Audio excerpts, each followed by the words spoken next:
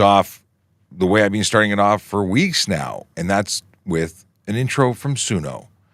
I think we're going to go with, what is it? Road of Frustration. Hong Kong, here we go, cruising down this road. Oh no, drivers all around, messing with my flow.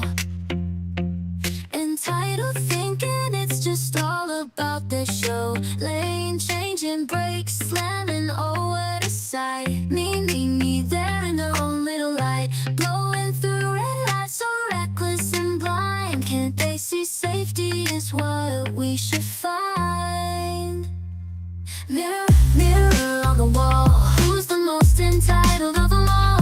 Tailgaters, speed demons, cutting everyone off. Got me stressed, feeling like I've had enough.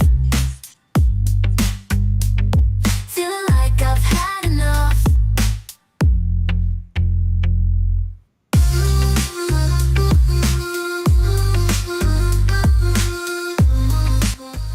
Oh, yes. I feel like that a lot on the road. I watch a lot of stuff that drives me crazy.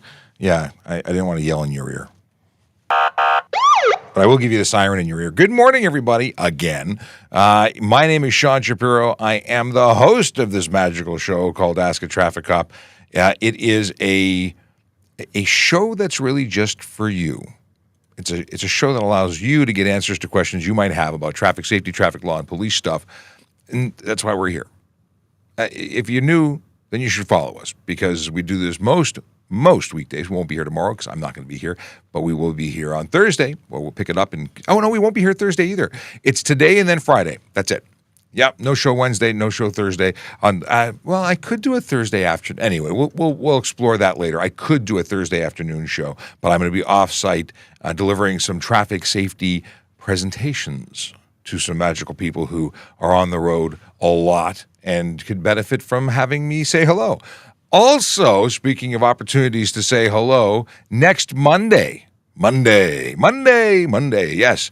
Next Monday, I will be at Toronto Police Headquarters for the Police Week event that's taking place there. I think it starts at 11 o'clock. I'll have more information going out on that shortly. But yeah, there'll be opportunities to come by, say hello, see what's happening. We're going to live stream from there, so that's going to be exciting.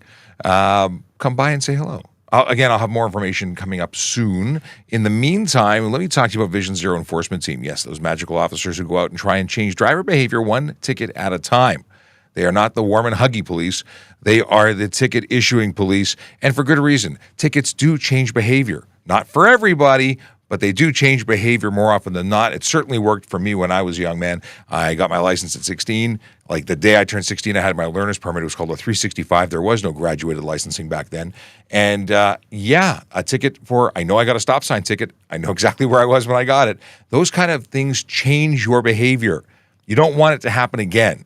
It was embarrassing. It was expensive. My parents were not impressed. Yeah, I changed my behavior. Now, is it going to change a grown man's or person's behavior? Hopefully. And if not the shame of being caught for doing something stupid, then it is the shame of having to pay more insurance premiums or the fact that you lose a day of pay dealing with it all. Listen, it's all avoidable. You can just choose not to engage in behavior that's not legal. And we're focused on these behaviors. We're looking for the folks who are choosing to speed, choosing to drive aggressively, distracted, or impaired, because we know that those particular behaviors lead to serious injury and death more often than not. And it's all about life. We love life. We want people to live, to be happy, healthy, and safe. And there are people who make decisions behind the wheel of motor vehicles, throwing caution to the wind. And guess what? Those people are working directly against our initiatives of making the place safer. So to those people, we say, please get in line. It's not hard. You're not that important. You can slow down. You can plan better. You can leave ahead of your regular start time. Like if you need a half an hour to get there, don't leave with a half an hour because then you feel rushed. Leave with an hour. Get there 15 minutes early. Early is on time. On time is late. Late is unacceptable. That's a police thing we've been saying since I started. Well before I started, I'm sure, 24 years ago. But the fact remains that if you don't do stuff like that, like leave yourself in pressure situations, trying to avoid looking bad, then you probably will do a lot better. You'll be relaxed. You'll catch up on your best podcasts or an audiobook. I love audiobooks when I drive on podcasts. I learn so much. I do. Languages. I'm working on a bunch of stuff and things. So if you're out and about in the city of Toronto, you may be finding these wonderful, magical, spectacular officers in 22 Division and 53 Division. Those are neighborhoods like Etobicoke, West Mall, Islington, Queensway, Etobicoke in general. Then we've got Lawrence Park, Mount Pleasant, Leaside, Thorncliffe Park, neighborhoods where real people live, work, and play and deserve to be safe. That's my shtick. That's what I say. If you're watching, you are probably on a channel that is being broadcast to by us. It makes sense, right? Right up here, you'll see that we are on TikTok, YouTube, Twitch, LinkedIn, Facebook, Instagram, Kick, and, of course, X, formerly known as Twitter. And you can now actually engage with us on Twitter. Very few people actually do. We get lots of people who watch, but not many of them know that if you click on the chat, the actual live stream, bring it up, you can enter your questions into the chat window, and then we'll get it on screen. And if you're watching, because I see a whole bunch of people watching right now, if you send me a message, say hello, I'll put you on screen. You can test it out. You can see proof positive that it works. It really does. But join the conversation. This show is so much better when you're talking to me because then I'm talking to you back. If you're on Instagram, I can tell you right now that it's better when you're not on Instagram. Not only will you have a little window on Instagram that you can't make bigger, you could go over to any of the other platforms and get a higher priority in being seen. Now, there's not a whole lot of people, because I don't think anybody uses Instagram. As I look over to the Instagram window, I don't understand Instagram. We've got over 10,000 people watching, like subscribe to us on Instagram, following us. But the live thing just doesn't pop the way it pops on other platforms. So youtube.trafficcop.ca to go to our YouTube channel. I think that's the best experience next to TikTok is good. It's great. We have a huge audience on TikTok and we love you. But in terms of ensuring that it all works, we rely on technology to get your comments over. And YouTube, frankly, works better. But you should follow us everywhere and be wherever you're happiest engaging with us. If you are on TikTok, please tap the screen until your fingers go numb. It really helps us out to show that people should be watching us. And I'm tapping right now from my VoiceOver Cop account. Yes.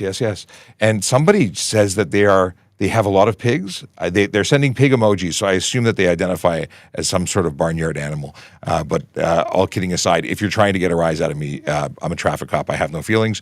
I do podcast though, and we have a podcast that is TPS Traffic Jam, but that's not what I'm talking about right now. AATC, the Ask a Traffic Cop podcast, is really just this live stream downloaded and then uploaded over to Spotify, which then distributes it over across all of your favorite podcasting apps, Apple Podcasts, iHeart Podcasts, wherever you want to watch or listen. Now, I think Spotify is the only one that takes the video feed, but here's the deal. If you're driving your car, you don't want video. You want the audio so you can catch up on stuff, listen to what we've been talking about, and doing it legally and safely, because legally you can't watch while you're driving. That's a $615 ticket with 3 demerit points and a 3-day suspension on conviction. And if you are on your car or in your car, you're not on Wi-Fi, which means you are actually burning your data. And data, everything's expensive these days. Why would you want to waste your data? That is my question, my friend. That's what I want to know. Okay, let's get into the chat and see who's here. We got Brandon. Good morning, Sean, and all the great people. Let's have a great day. Thank you, Brandon. Much appreciated, and same to you. Kayla says, I'm back. Had a meeting all morning yesterday. I also have one at 11 o'clock, so it's a hard stop at 11 o'clock for him. But good to see you. And, we have Dr. Diana, the Mobility Med Clinic.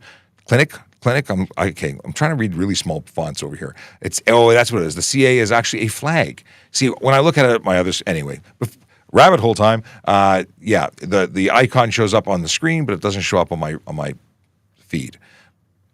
She says, my lovely podcast. Well, thank you. I don't think I've ever heard of it referred to as lovely, but I appreciate the love anyway. Brandon says, my Mustang was rear-ended by a person, my rear cam. I'm assuming it means you have a rear camera and you got the recording. That's good. Sorry that you were in a collision. That's terrible. Give me a hit with the rest of your questions so we actually get into it. Paul says, good morning, Sean. Good morning, all. We have Kal-El. Kal-El? Are we talking, is this a Superman reference? Am I going down the wrong side? Is that just your name? Talk to me. Let me know. I really want to know what's going on. Can a police see your driver's record when they run your plates? We can see the registered owner's driver's record. We can't see someone who's not associated with the vehicle, but when we pull you over, then we ask you for your information, and then we do look to see what's going on there. Greg Marshall says, good morning. What do we got here? Stop Anti-Semitism Today says, good morning, Sean, with hearts and smiley faces. I love the emojis. Emma says, good morning. Emma messaged me after yesterday's live stream because she had finally recovered from the laughing fit that ensued as a result of somebody's username being read aloud. It was quite funny. I clipped it actually and sent it to everybody that I know. I thought that was pretty funny. Not that I want to repeat that, but it was very funny. And I don't even think it was an intentional gotcha. I think it just happened to be that some people have some very creative usernames on TikTok, and I try and read usernames, but now I will read them, sound them out in my head, and then repeat them, changing my process.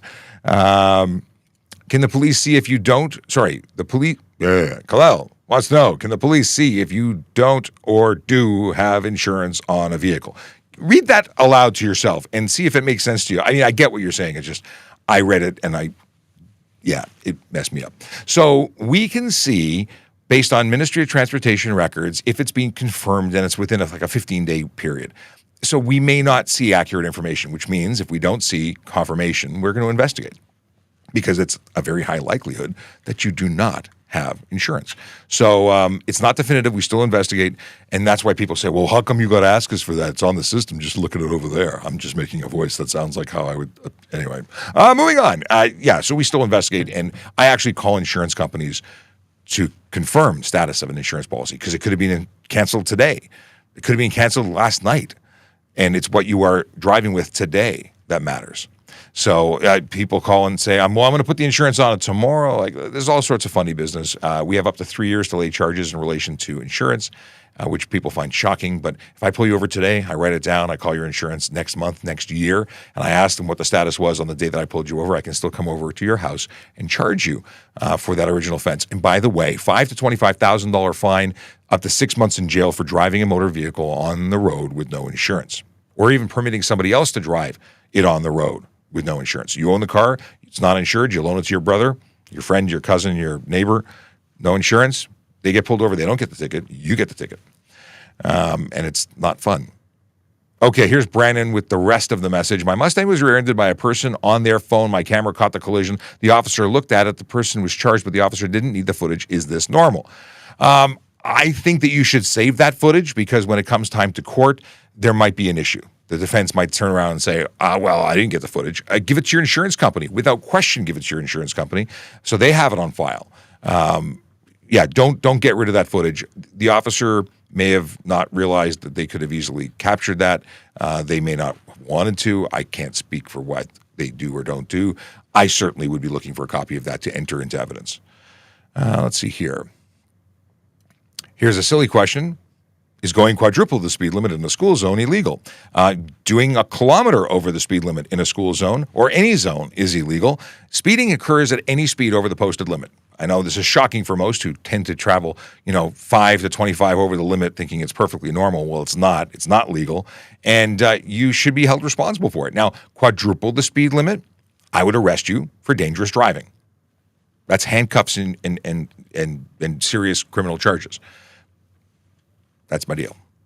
Now, somebody might just do the stunt, because stunt driving would be doing 40 over in a 40 or a 30. So that could still get you arrested and charged for that, giving you a 30-day suspension, a 14-day vehicle impound. And then the consequences when it gets to court are that of 1 to 3 year driving prohibition, $2,000 to $10,000 fine, and up to 6 months in jail for the first conviction. For the second conviction, the fine and the jail is the same, but the suspension goes from 1 to 3 years to 3 to 10 years. On a third conviction, it's lifetime ban. You're banned. No more driving. You're done. He gave you all the opportunities, and it's finished. Robin Lobb says, great advice. How you doing, Robin? Long time no talk. I assume we're talking about something I spoke about earlier, because that comment came in 10 after 10, and it's now 19 after 10. There is a delay for anyone who's watching going, how come he hasn't picked me yet? It's because I'm trying to stay chronological, and you're now and I'm in the history. Okay. That said, please only ask once, and also please preface your statements with Q It allows me to know it's a question for me and not banter amongst yourselves. Also, if you're watching, please tap that screen in the TikTok to let people know what we're doing. We've got 93 people watching live. Hi, 93 people watching live on TikTok. Yeah, if you're all tapping, we'll have thousands of likes, and the stream will know, the algorithm will know that we are worthy of sharing. Let's see here. I'm just opening up a tab here that says careers, because in the not too distant future, we'll tap on and see what's going on in the hiring pool and what we're looking for. Because we're hiring people. Did you know that? We're always hiring people. Some kind of people, sometimes some jobs, different jobs. Did I open it? No, opened it too much. I just found out that this thing, I didn't know this. You could actually remove this for cleaning. Ooh. I've just been opening it enough to sip and rinsing it, and it was all cumbersome. Now I'm actually opening it, locking it, and then drinking from it. And anyway, I'm easily entertained by my Yeti from CAA. Okay. What is this? Are you allowed to drive an enterprise car that you're not under the policy? Enterprise car? Do you mean a rental from Enterprise Rent-A-Car? Do you mean a commercial vehicle for a company that I don't know what you need to clarify just for, and I will happily get into it. Tim Shallow says, good morning, Sean. Good morning, Tim. How are you? Let's see here. What are your thoughts on eating and driving? Well, there's multiple answers here. I do it. On occasion, I will eat something while I'm driving, finger food, something easy that doesn't distract from my ability to safely operate the motor vehicle. And that's really where it's at. If you can have a bite of something, if you can steal a French fry, if you can have a sip of your coffee or pop your water or whatnot, without negatively impacting your ability to operate that vehicle, it's legal. In Ontario, other jurisdictions may have laws against it. BC, I think it's distracted driving if you're eating or drinking, which I don't understand, but hey, I don't work there. Don't blame me. So, but in terms of eating and driving, I've seen people with bowls of cereal driving with their knees. That's illegal. That's careless driving. So it depends. It depends. I say it depends a lot here. Sky by Nat says, Sly. Did I say Sky? It's Sly. And here I am reading things without sounding them out. Good morning, everyone. Or is it? Yeah, I don't know. I'm not going to decode.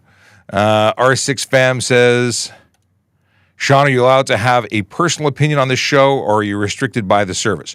So I remain professional on this show, but I do share with you my personal opinions on a lot of things, like speed, for instance. I think we should have, camera and automated enforcement on every road, every red light, every stop sign should be all camera enforcement. Then police officers won't need to spend time doing the automated stuff, that could be covered by automated, and we could focus on bigger things. People complain about car theft. Well, we could do a lot more in other areas with more personnel if we weren't busy trying to keep the roads safe.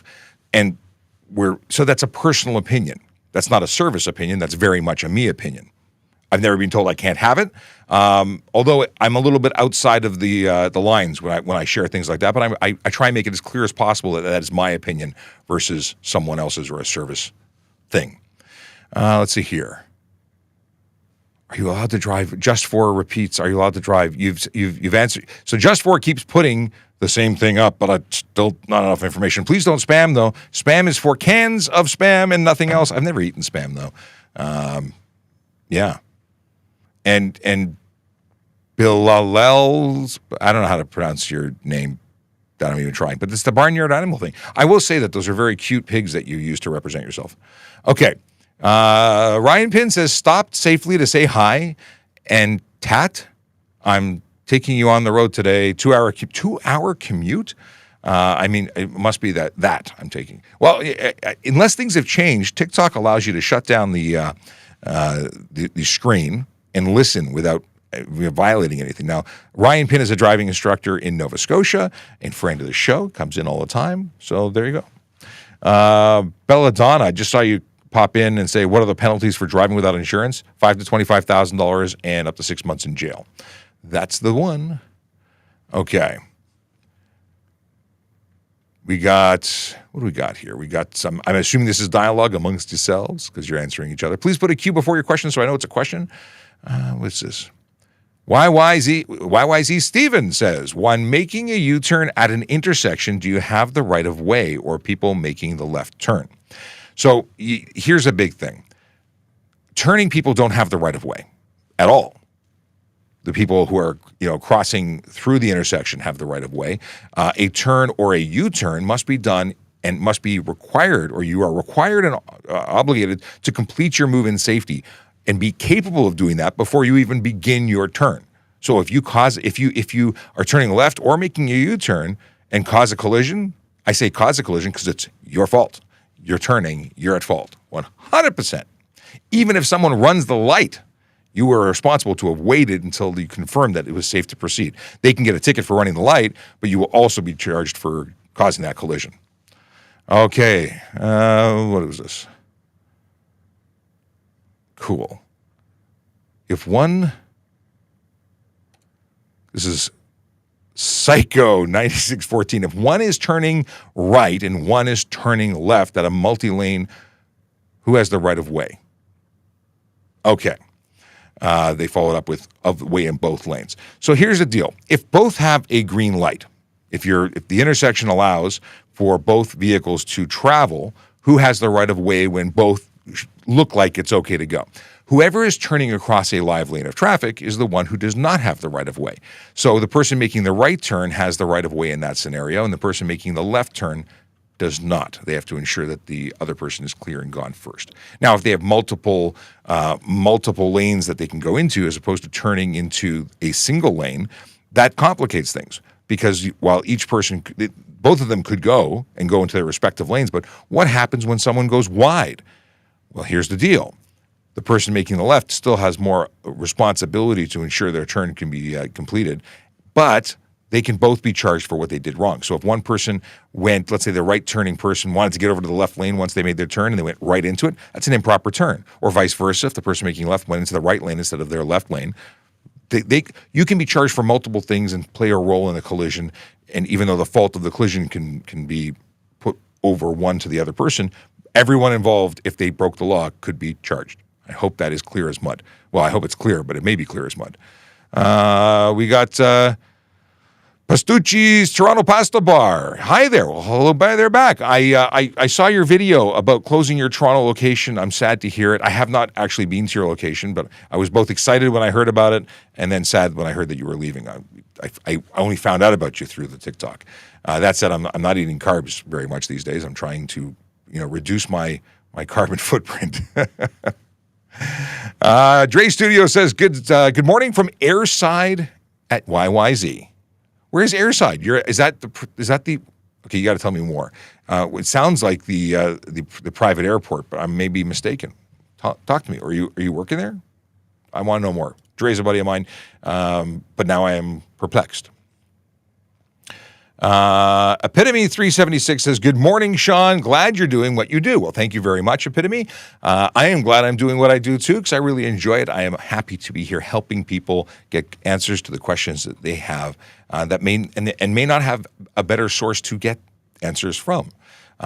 This is a really cool thing that the Toronto Police has allowed me to do. I say allowed because this is new. We are the biggest TikTok channel for police education in the world, which is shocking, right? 663,000 followers. We are the biggest. We're the only live streaming every day for an hour or more police service that I know about in the world. And if somebody else is doing it, please let me know because I'd love to meet the person who's as magical as we are. Anyway, thanks, Epitome. Daniel says, now everyone's asking the same question. Are you allowed to drive an enterprise car that you're not under the policy? So I appreciate that you've come over from TikTok and you've gone to now another platform, but you're still actually asking the question that I can answer because I don't know what you mean enterprise car. Do you mean a rental car? Do you mean a fleet vehicle for a company you work for? I need to know more. We got John Kurz who says, good morning. What is this? Oh, so he says, good morning. Today's plastic headlights get all faded, dulled, and pitted. Would they be considered unsafe at some point? They'd be improper if they're no longer capable of emitting a focused and beam of light that actually illuminates in front of the vehicle properly, because that's actually restricting. It's like having a tinted cover. So yeah, at a certain point, that would not certify, that would not be safe for the road, and absolutely they'd be eligible for charges. Let's see here. Brando says, good morning, Sean. Listen to everyday podcasts. Love the show. I love podcasts of all kind, but I'm so glad that you like the show. Share us with your friends, or don't share us with your friends and just know all the information and then look really cool at parties when you have answers to all their questions. That's what I do. Actually, no, I share it with everybody. I'm not a gatekeeper. No, I talk about it. And what I really want to start doing is talking about what I do on social media to other people who want to do similar things on social media and help out. So if you've got questions about doing social media stuff and things, I'd love to help you out. Maybe we'll do a side show. Let's see here. Vishal wants to know if I will act if I report someone crossing red light and I have it on my dash cam. So red light runners, magical stuff. I wish I could write tickets to everyone who does it. Sadly, I need to know date, time, location, vehicle identification, and driver identification. Just your video will not be sufficient.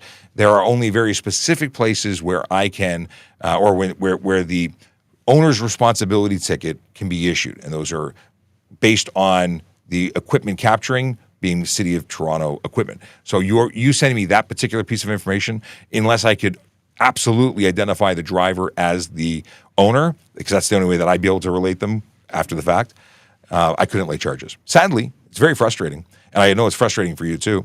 What you can do, and I suggest you do, if you are in the City of Toronto, go to tps.ca. You can actually report them there. Now, it will not necessarily result in charges, likely it won't, but you can create a file. Do you know what that file does? It starts the case. Yes, we put in a report that says that vehicle at that time at that location was spotted doing that thing that you did. And we can even include a link to video if you had it on YouTube or your Dropbox. And then the registered owner gets a letter from a police officer after they've evaluated everything. And it says that we saw you. Now, this report exists in our system. So let's say they get pulled over for running a red light. And the officer is questioning, should I give them a warning or should I just charge them? Now, I will charge them because running a red light is a serious offense. There's no warnings for red lights from me.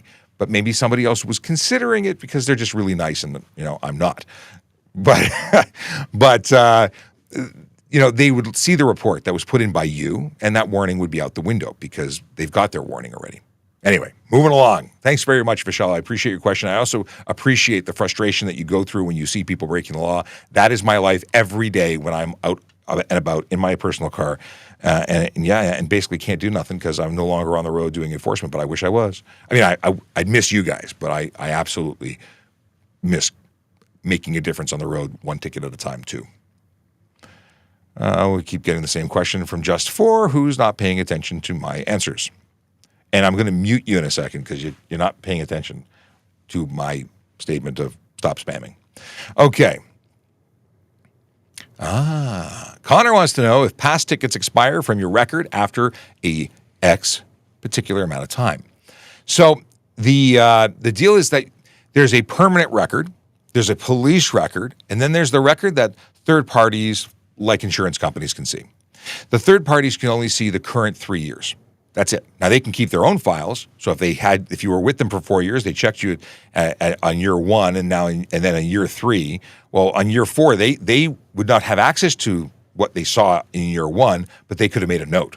So that's how that works. For the police, we can see your entire history as well as can any other police service who's even seeing notes we've made about you. So if we gave you a ticket, the evidence that we store in our system for the tickets lives on forever. But the insurance company can't see it, and they only see convictions, not tickets. I got a red light camera in Toronto, and I'm not even crossing the light. So this is an interesting question. Did you cross the line?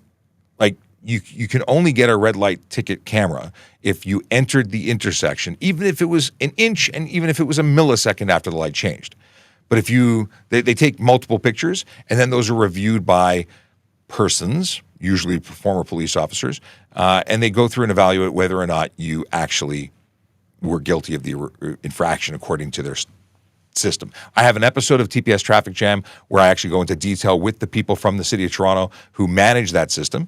So if you are interested to know more, I would suggest checking it out. You can go to YouTube to find all the old episodes, but go to it's Automated Enforcement Team, I think is the title. It's a good episode. I quite liked it. The audio is so-so, but it's a good episode. Lots of information, and it'll likely answer questions you have there. But besides the fact that you might, if what you're saying is absolutely accurate and you didn't cross the line, well, then you are probably not breaking the law and might have a defense. But I couldn't say because I can't see what you see. Raddick says, good morning to you. Doc asks, how high can I lift my truck? I believe 3 inches is the highest lift you can put on. There are rules about how high your bumper, how high your headlights can be that are outside of that. But the rule, and I'm not speaking from a chapter and verse of the HTA, but what I've been told from the MTO folks I've spoken to is that 3 inches up and is about it. And that might be a body lift rather than a suspension lift. I would speak to a mechanic, a trusted mechanic, which is what I said in the video, and people laughed like, "Who trusts mechanics?" Like, I have trusted mechanics. I believe what they say. There is also a guide, and I'd suggest you look at it. I might have it linked at TrafficCop.ca. And now what that is the light truck and passenger vehicle inspection guide. It is the basis for mechanics to certify your vehicle. Well, if you lift your vehicle and it can no longer be certified because your headlights are too far off the ground or whatnot, it's going to be in there. It's legalese and gobbledygook, but it's there and you can decode it. It's not actually that hard to figure it out, but check it out. It'll allow you to figure it all out, go through section by section, and find out if your vehicle would qualify. Moving on. Hope I helped, by the way, but Just 4 really needs to be banned. Mind you, this was from 17 minutes after. Now it's 36. I'm pretty positive I answered them six times from Sunday. Kathrilla says, good morning. Good morning to you.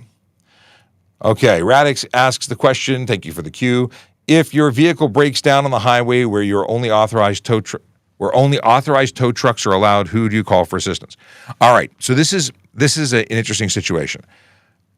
The contract system involving police is not stopping you from calling your own tow truck. Unless things have changed since yesterday, and I'm not aware of this, but since January, the new tow truck laws came into place in Toronto, and the OPP has got highway designations for categories. That's if they call the police. If you call, if you call the police and the police call a tow truck, that's what I was saying, or that's what I meant to say. If you call CAA because you're broken down at the side of the road, you're entitled to wait for CAA as long as you are not blocking the roadway, and for your safety, a police officer directs you to have your vehicle moved. Now, here's a little known secret. If you have CAA and you are being told by a police officer that you must move it, call CAA and they will tell you that they will reimburse for your tow. That's how that works. Now, things have gotten pretty sketchy in the towing industry recently since the Ontario government changed the rules. And I say the industry, I mean really Toronto. We had very specific rates governed by our bylaws, and those are gone now. So now they're going through some growing pains, and people are paying a lot of money for towing. That might be the best advertising to get a tow plan with a private company like Roadside Assistance. I'm not going to specifically endorse any particular company, but something that includes towing, and they'll come and boost your car and things like that. These are good things to have. I've had my grandparents had like the gold 30 or 40-year membership with some companies. I've had it since I was a kid. Locking your keys in the car, less of an issue now. I got a keypad on the side of mine because I have a Ford. It's just really convenient. And now with towing things, I'd rather just have my tows prepaid and my annual membership. That didn't work. I have to turn it this way so I can open it. Hang on. Yeah, I opened it too much. I can't get used to this lid. Maybe I should just leave it open. All right. People are stealing cars at an alarming rate. Banana Brett. Okay. What kind of car is that, Brett? I am intrigued. I want to know what kind of car that is. Anyway, the deal is that, yes, criminals are doing criminal things at alarming rates. It hasn't changed that much over the years. It's just that it's very, very brazen now. I think they say every 40 minutes in the GTA, a vehicle is stolen. I think across Canada, it's every 5 minutes. It's wild. And we're doing as much as we can do to combat that. It really also takes the buy-in from the community in that people need to do things to prevent car theft, to make their vehicles less attractive to would-be thieves. And that's everything from, putting on the club-like vehicle, a block of onto the steering wheel, cables or systems that lock the brake pedal. All these things add time, and criminals don't want to get caught, so they don't want to waste time, and it makes the vehicle less attractive to be stolen. But listen, if they want it, they're going to get it. They're going to put it on a flatbed and get it. I will say this. I think it's time to bring back the old school Cobra alarm system. Yeah, it really is one of those things. Like when I was in high school, you'd walk through the parking lot, it would be meh, meh, meh. It was just constantly. It would be like on not recess, but first break, whatever it was. What was it called? Spare? Maybe it was on spare. People would just walk by, and every car would chirp in the parking lot because it would trigger the radar, and then it would start speak. There were ones that was, I think it was Cobra that would speak to you. Step back, step away from the vehicle. This vehicle is protected by a Cobra alarm system. It was really silly. But that kind of silliness that draws a lot of attention, wakes people up, it works. Now, my neighbor had their car stolen a couple months ago off the driveway. And now when we hear a car alarm, I go out on my driveway and I see every other door open and we're all out there checking. Neighborhood watch, being involved with your community, knowing your neighbors, all sorts of things that can help you. And it's funny, growing up, I knew all my neighbors. And then I went through a period of time when I didn't know anybody I lived near.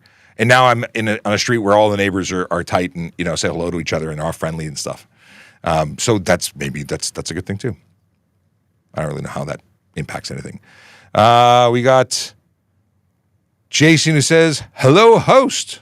My name is Sean Shapiro. It says it right there on the screen. I'm a police officer with the Toronto Police Service, and I am appreciative of the message. But if you follow us, this is great. He says, you're awesome, and I want to help you. He says, subscribe to me, and I will support you. That sounds like I'm buying likes. I don't buy likes, but I do appreciate, and I'll check out your content. And if I like your content, I will follow you because I do support Canadian, and actually I support content creators from around the world.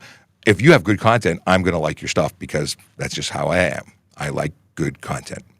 Okay. You mentioned, no, you didn't mention. That's somebody asking again about how high I can lift the truck. So we've covered that. And we've also covered, again, the same question from Just4, who wants to know this, is not paying attention. Okay. What is this? This is Evandro, our Brazilian fan, and a recent addition to the Auxiliary Police Service at the Peel Regional Police Service. Awesome guy. I saw his graduation. I'm very proud to have been there. And he says, he's the Brazilian fan watching again. Yes, absolutely. Back to your question, a 60-kilometer-an-hour route. If you drive at 100 kilometers an hour or 125 kilometers an hour, the difference is only 7 minutes for the entire journey. Those 7 minutes are very expensive. Yeah, people think that speeding is a good idea because they're in a rush. And the reality is you burn more gas, you wear your brakes out faster, you run the risk, of course, of tickets and losing your vehicle's privileges, insurance. Like it's so dumb, but people don't want to learn from logic. They want to learn from experience, apparently. So we catch them all the time. Oh, you know what? This is a great opportunity. Can I pull this up without crashing everything?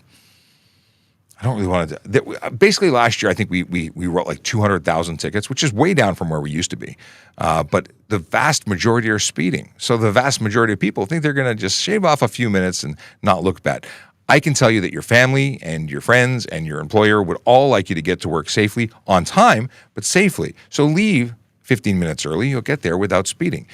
Leave 30 minutes early, you'll get there, you'll have a nap in your car when you get there. Like just make smarter moves. By the way, if you leave earlier, you're probably going to avoid the traffic that you're trying to race through anyway. Silliness. Okay. Is Just4 still here? I'm just going to ban them in a second because I'm getting annoyed by reading all their messages. I love you all, but ask once and then stick around to get the answer as opposed to popping in and out expecting me to thing. Dodge Man Scott. Is it Dodge Man Scott? Now, I says, what about wearing a turban instead of a helmet? You can't just opt to wear a turban instead of a helmet, but in the province of Ontario, along with a couple of other provinces, practicing members of the Sikh faith are permitted to wear a turban in lieu, or they wear a turban. They can't wear a helmet because they wear a turban. So because of that, they're allowed to ride without a helmet. And this bugs people to no end because how come he gets to do it, not me? Well, when you put your life into a situation where you invest into a particular faith that then dictates how you do certain things, maybe the government will give you the same benefit. But until then, they can do it and you can't. At the end of the day, is it a good idea? For safety, it's not, but it's about inclusivity and allowing people to have access to transportation, whether it's fun transportation or just more affordable transportation, and not excluding them because of their faith. They don't get to choose that, despite what people will say. Okay. Farmer Ham Gaming wants to know about lifting the truck. We talked about it a few minutes ago. Check out the 3 inches is generally the maximum that I've been told. I've not found it anywhere else as thou shalt not lift your truck more than this. However, there are standards. It's available in the light truck and passenger vehicle guide of Ontario. That's what you can either fail or pass certification for. But this changed a number of years ago. Like, you now have to you can't lift. I think it is 3 inches. Yippee-ki-yay, great movie reference. It's up to the officer's discretion to any offense. Oh, are you asking or you're telling? The truth is that, officer discretion always comes into play. We talked about this. There's just 4 again. Akila and I put greetings and dad jokes. Did you get them? Where'd you put them? If you put them in the comments, I did not get them because they were not there at the beginning of the show when I jumped in. Okay. Is there any way to overturn a license ban? Depends on why you were banned and how you were banned. If you were suspended, you're suspended. No, there's no overturn. If you were impaired, you're suspended. There's no appeals process. You lost your privileges because you done something that was not legitimate. Now, even if like roadside administrative suspensions, they happen at that moment. There's no appealing it. It's done. When you talk about further consequences when you go to court, if you're found guilty or not guilty, if you find a loophole and you aren't convicted, if there's technicalities that get you off of that ticket, that is separate. It doesn't change the fact that your suspension that you've already experienced was experienced. What is a cop's salary? That's Cloud Flying 95. And I'm so glad you asked because it gives me a perfect segue to talk about the fact that we are hiring. Toronto Police Service is looking for people who want to make a difference in their community. They want to do awesome stuff and things. And you know what? You can do that by joining and giving back. It is a life of service. It is a magical life. And let me tell you all about it. You can find this out, by the way, by going to www.tps.ca/careers and all of the information about all of the different jobs that we're currently looking to fill and some that we're not currently looking to fill, but you can get an idea. And this is a website, if you're interested in becoming a member of our service, check regularly because things change. We'll have a posting come up. It'll be up for 15 days or so. It'll go down. If you don't check it regularly, you'll never know, and you may have missed your opportunity to enter the most amazing career that has ever been. Yes, I'm talking about police constable. If you'd like to join our police service, we are hiring police officers now. We're putting through classes. We have the budget. It is time to jump. Now, when I first wanted to join, I was ready in 1999, and guess what wasn't ready? The Toronto Police, because they had a hiring freeze on. So I joined what was available, which was an auxiliary police constable role, which is a volunteer position. Anyway, the road obviously did lead me to a paid position. Actually, later the same year, I became a special constable, a court officer. But it took a lot longer. Had I just been paying attention and applied when it was available, I would have been a police officer earlier. But I had a fantastic run. I loved being a court officer. I loved being a auxiliary constable. Great volunteer opportunity if you're looking for such a thing. Let's see here. Salary and benefits. While you are training, $68,864. Once you graduate, get your badge and your gun, you're on the road being trained by an officer, a field training officer, your coach officer. Yeah, then you're making $76,500. Third class constable, which happens about a year later, is $87,476. A year later, $98,409, and a first-class constable, which is someone who has reached the end of that training, because it's all one sort of umbrella of training. You don't graduate if you don't do well. You don't get the bump in pay. Then it becomes just shy of $110,000, so $109,338. And what I've been told by folks who have been paying attention, I have not been paying attention, that the salaries of police officers are going up again. There are contract negotiations all over the province, and other services have gotten to the point where they're going to be making $130,000 over the next 5 years. It'll go up incrementally. I don't know where we are or where we'll be because it hasn't finalized, but that does go up every once in a while. And aside from the fact that it's good money, there's benefits, and it's a great job. You know, you do it for the job, not for the money. I got to say, if you're joining this job for the money, you'll never work so hard, see your family less, and have messed up, eating habits and sleeping habits. So there are prices to pay, but I don't want to dissuade you. It is the best job in the world. And if you want more information, I suggest contacting a recruiter after you investigate this page. Now, that's police constable, and that's what you asked about, but I'm going to talk about special constable. It's different than when I first joined. It was called court officer back then. We were really focused on courthouse security and prisoner transportation. We still do that, but we also have officers who are bookers at police stations. They assist with the prisoner processing at the station. We have community officers who actually go out, take reports, and help canvass and do all sorts of things. So the job has grown significantly. Parking enforcement officer, they are not currently hiring, that as far as I know, but this is what Aaron Urquhart does. See, that's Aaron right there.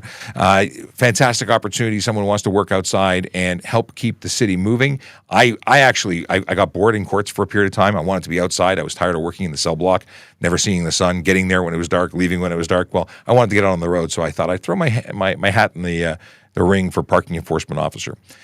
Communication operator sounds a lot like what it is. It is the 911 dispatch and call taking side of the house, the people who answer the call to get you help when you need it. They are magical people who don't get the credit they deserve. However, they will be joining me on live streams and podcasts soon, so we'll be able to get you some more information about what they do and the amazing work, truly the amazing work that they do. To know that the person on the other end of the phone call when you call 911 for help is one of them, and they're there to help you. And without them, what are you going to do? Like they go through a lot, but they do such amazing work. Auxiliary officer, civilian roles. This is what I want to talk about. Maybe you don't want to wear a uniform. Maybe you're not interested in walking around and driving around or responding to emergency calls. But there's other jobs available. Hey, if you're a senior communications advisor material, or you know someone who might be, check it out. It's there. And the job is, the job is right here, 111,193 to 128,726. And it talks all about what the responsibilities are in here. I think you need 6 years of education in the role, or 6 years of experience and lots of education. But that might be someone you know. And they get to serve their community doing what they were trained to do. Intermediate technical analyst, AV, financial planner, general counsel, lawyer, communications operator, developer in the digital team. These are the 6 positions currently listed, but they change all the time. There was 10 last week, so what are you waiting for? Come join an amazing organization. Really, Toronto Police, I've been here 24 years in various roles. This is a career with many jobs.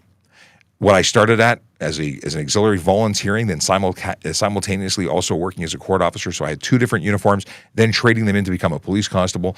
Even as a police constable, I've worked in 12 Division. I've worked in coming to traffic services. I was a traffic officer at 12 after working PRU. Then coming down here, I worked PRU, which is collision response. Then worked in the motor squad, went down to the Criminal Investigation Bureau, the detective office, then went back to the motor squad. I had all sorts of different jobs, and now I'm in media relations, which is different. It's different. I never thought I'd be here, but I get to talk to all of you every day, and that is something I really enjoy. All right, let's get back into moving along. So what's a cop's salary? I think we've really answered that. What is the process of becoming police in Ontario as an international student? Another good question. To be a police constable in Ontario, you must be a citizen or a permanent resident. So you cannot be an international student. You can, however, become a member of a police service in other roles. I think special constable will accept you, parking enforcement officer will accept you, civilian roles. So you could transition to something here if you have the legal authority to work. But we don't hire part-time. So if you're in Ontario, if you're an international student and you're not here on a long-term basis, you may not be able to work here because you're in school. But I couldn't speak to that. Best thing to do is go to tps.ca/careers, talk to a recruiter for all that information. What is this? Oh, Greg says, I found a 1% difference after 4 hours with my Yeti cup versus Tim's cup. No way. You're saying that the Tim's cup maintains temperature? Okay, I brew this coffee at 4:45 in the morning. It comes out of a thermos and goes into this thermos. Like it's a thermos brew cup. Goes into this, and I drink it, and it's hot as I poured it at 2 in the afternoon when I'm going home, if I haven't finished it. Like, I am shocked at how well it's working. Maybe your Yeti is damaged, because mine is working. It's a vacuum seal, so if you break that if you drop it, it can be damaged. but it's still hot. It's hot and it's hours old. Okay. We got here Weston, PA Ham. Oh, it says amateur radio. So there's your call sign. Awesome. Love it. Being in the U.S., some of this is interesting. I'm glad that some of this is interesting. You're in Western PA, Philadelphia. Am I in that? Pennsylvania? Well, I've got my state acronyms apparently all. What is it? PA, USA, Pennsylvania. Okay. Yeah. I want to get my ham license. I haven't done it. I've been meaning to do it for only 20 years. But it's one of those things where it's been lower on my priority. And then I got to buy a radio. Do you buy a 1 meter? Do you buy a handheld? Do you buy do I need a giant antenna hanging out of my car? I don't know. Hit me up. I want to know more about ham. Okay, Michael says, and Michael, I can see from YouTube, you are a rider. Hey, Sean, what's your opinion on lane splitting and gridlock traffic on a bike? I know it's illegal. Do you think it's safer for motorcycles to be within or between vehicles when majority are distracted? There's a lot to unpack here. So in gridlock traffic, if you waddle or ride up a few car lengths to avoid being rear-ended, to avoid having someone who's not paying attention drive right into the back of a motorcycle, I not only support, I endorse it, and I don't think it's illegal. It's because there's no specific charge for lane splitting. It is careless driving. It is potentially stunt driving. It is potentially dangerous drive under the criminal code, but it depends on what the officer's observing. Well, if you waddle or slowly ride 1 or 2 car lengths up for the purposes of protecting yourself from potential impact, not only can you articulate that, but it's reasonable. It's different than driving through traffic, either at slow speed or stopped, where you're just driving through to be the first one in the pack to avoid waiting. And that changes things. There are people who drive in the city and cities around the world that suck at it. There's good drivers. I'm not saying all drivers are terrible, but there's a lot of bad drivers. Otherwise, we wouldn't have collisions. A lot of people who are, like you said, distracted, possibly even the majority of them. I see the darndest things. That's the truth. So I get responsible use, not driving through. And what I see on a daily basis are riders who are just whizzing through traffic. I would absolutely charge them criminally, if not stunt, and criminally, if not careless at low speed, but depending. It all depends. So as a rider, as someone who has done it professionally and personally, there's a time for it. But there's a lot of potential risk, and that's why it's illegal. Or that's why you may find yourself being charged anyway. It's about putting people at risk, even if it is something that feels good and not. And engine heating up is the number one reason people do it, or so they say on the air-cooled stuff. This is a good one. Robbie wants to know, good morning. What are your thoughts on people that drive with their dog on their lapses? Driving with your dog, your cat, your parakeet on your lap is not distracted driving in Ontario. The charge for distracted driving is specific to handheld communication, entertainment, or screen visible to driver. And this would be careless driving or drive whilst crowded. So there's 2 different charges. Either could be appropriate. It's not safe. It's not safe for your animal, who that would get very, very dead if you were to have a deployment of your airbag. That's a thing. So you don't want that. It's not good for you, not good for them. So tethered and or crated, because you would tether the crate and crate them in the back seat, or simply tether them in the back seat is the safest way to go. Because you want to protect the animal that you love, your best furry buddy or whatever. But again, airbags aren't good for small people. They're certainly not good for animals. And they're a distraction. They prevent you from doing what you're supposed to do when you're behind the wheel of a motor vehicle, which is safely operated. I've heard all sorts of excuses. It's my support animal. I need to pet it to not have anxiety. I've heard all of these things. It doesn't make it legal. It can't be on your lap. Toronto Roads, Cams, what's happening? I got so much good content on your channel. I keep meaning to respond and do stitches, but I'm stacked. I got so much stuff I got to do that I haven't been able to do it. But one day I will do some stuff with your content. Let's see here. Canadian Diaries or Canada Diaries saying the same thing again. How is it that I'm going to get, these, okay. Oh, what are the penalties? We talked about that already. I already got your message. We talked about this. Are you working right now? Nav wants to know. Yes, I am. I am in the most wonderful of studios that the Toronto Police has built to allow us to do exactly what I'm doing, which is talk to you. I'm a media relations officer and social media officer. Really, it's the same thing, but I'm specifying. I speak to media, being television, radio, and journalists for print, and I speak to you through social media. And I'm an educator. I'm here to teach people about traffic law, traffic safety, and police stuff in general. And I talk about a little bit of everything. Sometimes I talk about donuts. I don't really eat donuts. It's not my thing. But I like raspberry-filled Krispy Kremes if you're ever there. Try one. They're amazing. I'm not endorsed. I'm not paid to endorse them. I don't even go to them. I just like them a lot. But I am working. I am a police officer. This is part of my duty. Do I do it on off duty as well? Absolutely, I do. If I am responding after 2 p.m., you can betcha it's on my own time. If I'm responding before 6 a.m., it's on my own time, and I'm responding a lot. So, I used to be a volunteer. I volunteer half my time now just because I like to answer questions and help people out. But definitely being paid. Okay. We got Robbie with... Talked about this. It may have been a bug that we got duplication. Okay. At what speed is considered stunt driving, and does it change when the highway speed is up to 110? Kimber, that is a very good question. So here's the deal. Speeding 40 kilometers over the posted limit, if the posted limit is under that of 80 kilometers an hour, so if it's a 70, or not that there is one, but a 75 or a 79, anything under 80, if the posted speed limit is anything under 80, 40 over gives you a stunt driving charge, or makes you eligible for one. If it's 80 kilometer an hour zone and above, then becomes 50. So 50 kilometers over the posted speed limit, if it's 80 or above speed limit, that is stunt driving. But to specifically address your question about the 110 zone, the hard max is 150. If you hit 150 anywhere, it is stunt driving. So if you're doing 40 over in a 110, that's stunt driving. But no one should ever be speeding that far, because no one should be speeding at all. Just a really cool observation. We've got 240 people watching, not including TikTok, of another 100 people roughly.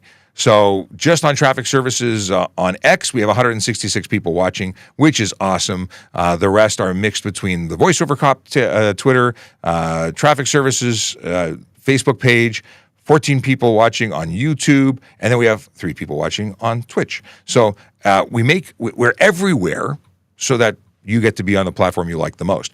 A reminder to those amazing majority, I can say today, that are watching by way of X, you can actually ask questions. But if you ask questions as part of a comment on a post, we won't see it. You have to post your question inside the live stream in the chat window. Then we see it, then you become part of the show. And we would love for you to do that. So if everyone jumped on and said hello from wherever you are, we would know where you are, and we can acknowledge you, which is awesome. Let's see here. What is Canadian? Oh, somebody says that. Oh, so there's I love this comment, and I'll. It's not, I don't agree with it. They said fight it in court. Oh, I think Cloudfly95 says whether you're in or out. Okay, I get the context now, but I'm against the whole fight it in court if you're actually guilty. This was in relation to a comment where they said they didn't do it. So yeah, then yeah, if you think you're innocent, absolutely fight it in court. All right. Oh, Brando says, I listen to your podcast while commuting. It keeps me calm while others are driving aggressive, scary. I'm so glad. I'm glad that not only does it keep you calm and it's a benefit to you, I'm glad that you're enjoying it. It's great. Share it with your friends. I already asked you to do that. And for everybody, if you don't already follow us, please do. We get so many people on YouTube in particular that watch our content in replay, but rarely, our followers are like 3,500, but we have so many views. We just need more people. We don't need more people, but it's nice if more people subscribe. It's validation. That's all it is. All right. Oh, I see. What's going on here? Oh, okay. Captain Jetto wants to know if it's illegal for your passengers to put their feed on the dashboard or slightly out the window. Okay. Feed is feet. I know, even though, if it's the feed, it'd be interesting. But feet on the dashboard. It's arguable that it could be improper use of seatbelt, because if your feet are on the dashboard in an emergency braking situation, your passenger will slide under the belt into the footwell and then be possibly crushed and horribly injured. But it is possibly the worst thing that your passenger can do for their own safety, because when that airbag deploys at 200 miles per hour, it's going to destroy them. It's going to destroy them. Not to mention crumple zones and things will just, you will break everything. It will be life-altering, if not life-ending decision to put your feet on the dashboard or out the window. So out the window is obviously silly, because in a collision you might have things ripped off. I know, a horrible visual, but it's the truth. It's super bad. And if you Google it, you can look at some x-rays of people who have had their femurs driven through the back of the seat. Femur, the big thigh bone, driven through the back of the seat while it was exiting their body after a collision. Like, just the worst thing ever that you can do. So is it illegal? Potentially there could be charges for it. Is it smart? Absolutely not. Worst thing you can do. Where's M. Carol? She's always here. She was here earlier. Maybe she has things to do. She works. She's probably listening though, so maybe she'll respond. Is it legal to flick your lights to warn other drivers of a police car radar enforcement ahead? It's technically illegal to use your high beams in situations where you're within 150 meters of oncoming traffic, but that's not, forget about that for a second. It's immoral. It's wrong. The reason we have enforcement is to catch people who are breaking the law. What you do by high beaming them to say, hey, there's police ahead, slow down, you get them to slow down temporarily. And what happens is a block after the police enforcement, they speed up again. And then they go on to hurt somebody because they cause a collision, because they're speeding, and speeding kills. So you are specifically contributing to making roads less safe when you do that. So I would ask you not to do that. And just think, by not helping warn speeders not to speed and allowing them to get caught, you are contributing to safer roads everywhere. I mean, you do you, but you could get a ticket for improper use of your high beams or fail to lower beam. There's times when I wouldn't have a problem with you high beaming somebody, like to say that your high beams are on, like turn them down. How else do you talk to them? We need like walkie-talkies that broadcast to the cars within 5 or 10 feet from you. Could you imagine if you could just hit the button and talk to the people that were right in your area, like, hey, turn on your music, it's annoying, or change the channel, that's not that bad. I don't know, something.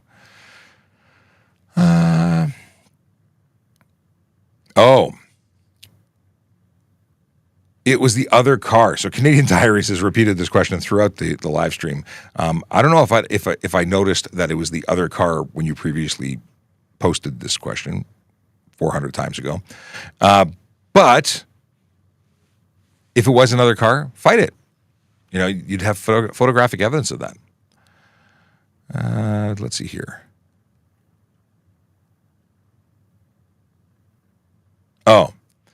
Harad says, can I ask a police officer to prove something is illegal, i.e. show me the law? No. I mean, you can ask, and maybe they will, but it's not our job to educate you roadside about an offense that you were charged with. We charge you with the offense. You can do your research at home. You can challenge it in court if you don't agree with that. But when we charge you with a document that says, here's the law, and it says your name and the law you broke, it's against the law. Otherwise, there'd be no law. So, but we explain to you in as best as we can, because we're nice people, but there's no obligation for us to educate you on the law at that time. It's just not a good place to do it. Side of the road, we want to issue your ticket and get back in our car in a place of safety and have everybody moving along as quickly as possible. And an argument is not going to happen, because what you're really telling me in how I perceive what you're saying, which may not be your intention, is that you don't agree with the fact that you did something illegal. And that's something you can challenge in court, not at the side of the road. And I can guarantee you it doesn't change anything. You're still going to get your ticket.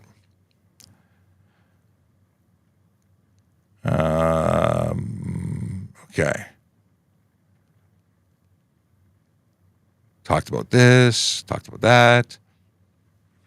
Oh, there's a lot of duplication here. I'm hoping it's a bug and that nobody really sent the same question 6 times in a row, because that would be so wrong. Okay. Oh, okay. I didn't know this, Dre. Dre says that he work at YYZ as an aircraft maintenance engineer, so I'm currently chilling airside watching my planes. That's awesome. Maybe I can come visit you at work. That sounds cool. I want to see planes too. I like planes. I like traveling in planes to, warm destinations also. What do we got here? Canadian Diaries, please stop. And I say that because you may have stopped. Can I scroll back and actually mute you from doing it? You may not have said anything recently. Sadly, it's a dialogue. It's a delay. It is a delay. You may have stopped. No, you didn't. Oh, now you're dialoguing. Here.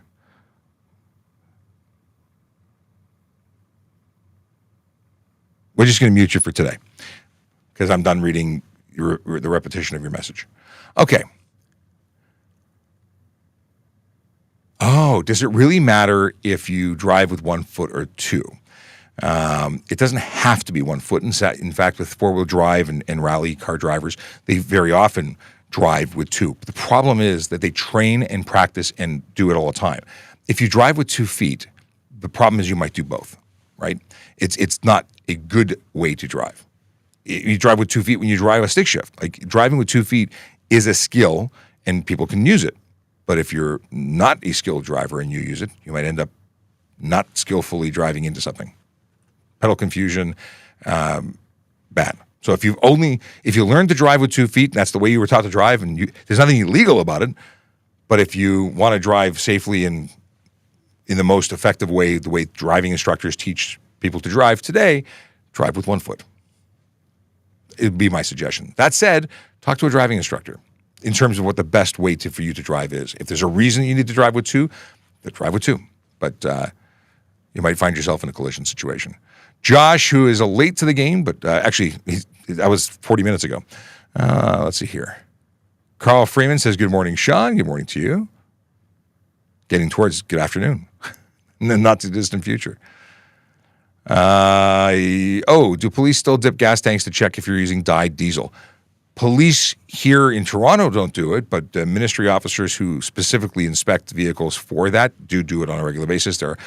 Sergeant Campbell knows an inspector who does just that, from my understanding. So yeah, it's still done. So don't buy farm gas because someone's going to find your purple. Okay. Good morrow. Oh, it's Chase. How you doing, Chase? Good morrow. I'll be back soon. But I have plenty of questions I wrote down in my absence, so please be ready. I am scared. Chase has been otherwise occupied and unable to join us daily on the lives as he so regularly did prior to his occupation of his time. We miss you, buddy. Looking forward to being back with all your wild and stressful questions. He really pushes. He does. He's a smart guy. He does a lot of research and then he finds the most obscure questions to ask. Okay. Oh my God, is he ignoring me intentionally? Now I am. I know we're 40 minutes ago that was asked, but I answered you like 3 or 4 times. I wasn't ignoring you, but you were spamming like wild. Like you might have the best. You may have spammed more than anybody else has spammed on this show. Sean Johnson says, good morning, Sean. There's the correction. Good morning, Sean. Good morning, Sean Johnson. Awesome. I like the live, like the thing. I don't know. The user says something about their broski. Don't understand the context. We're moving on. We covered this already. Automatic. Yeah, I've covered that question. Okay, what happens if I get caught with a radar jammer? Oh, it's a $180 fine, 2 demerit points on conviction. You lose the jammer, we'll take it with us, seize it. It's illegal, not allowed to have it. Radar jammer, radar detector, but also laser jammer, laser detector. Anything that prevents police from doing their job and measuring your speed and enforcing speed laws. Okay. Linda's coming in through Facebook and says, thank you, Hero, everything. Oh, sorry. There's some typos here. Thank you, Hero, for everything. We love you all. And Linda, just some backstory, has been watching our show for years and years and sends love all the time. It's not just me. It's all first responders, and I try and forward Linda's love to all of them through high fives only. There's no hugging. There's no huggy, no kissy. It's just high fives everywhere. But we appreciate you, Linda. Thanks for sending positive messages always. Let's see here. Oh, things are updating. I got to scroll back. Hold on a second here. Where'd it go? And this is the joy of a busy chat room. Things get updated and just everything goes up the screen. It goes, and I see nothing. Well, I see everything, but it's out of order. What do we got? Looking for Linda's message. This is a good time to have a sip of coffee.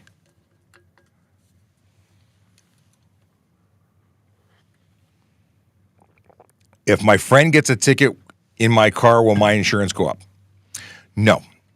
A ticket is issued to the driver, not the vehicle, and that means that your insurance will not be impacted. If they get into a collision whilst driving your car, then yes, your insurance would go up because you have a claim. Now, if they had insurance in their own vehicle and chose to cover it, then that may change things. But your vehicle, they're speeding in your vehicle, they get a ticket, that's it. They get it, not you. If they go through a red light camera, you get the ticket because you're the owner, but the insurance isn't affected. I got a dad joke from Michaela. Did the jokes get queued? No. So this is Michaela's. So next Monday, a reminder, I mentioned it earlier on. Next Monday, I'm at the Toronto Police headquarters, and I believe it starts at 11 o'clock. We've got a Police Week event. I'll be there live streaming from the event, and of course, I'll be available to say hi if you're in the area, so come on by. But that's that. And then we're looking at Honda dealers. I had to think about it. Honda dealers Indy. For driving skills, I've heard from them. There's discussion, but we don't know if we're going to be able to have an event or not this year. We're working on logistics. Okay. Let's see here. Scrolling. Can we do something about these bright headlights? I'm blind at night these days. The headlight technology is better than it used to be. It is brighter. The bigger issue is not how bright it is. I mean, there is a maximum lumens or maximum intensity. There is a color issue. You can only project white or amber, and people sometimes have these purpley color lights. Those are not permitted. But it's directing the headlights. That's the biggest issue. People who are loading their vehicles and then they're tipping too high if they're not automatic leveling. And they can get improper headlight tickets. They can absolutely be charged. Is it the highest priority on our list? No. What is the fine for driving a former police vehicle with red and blue lights? Just for it. You finally got a question that is not about enterprise. I don't know if you got the answer. You never did rephrase.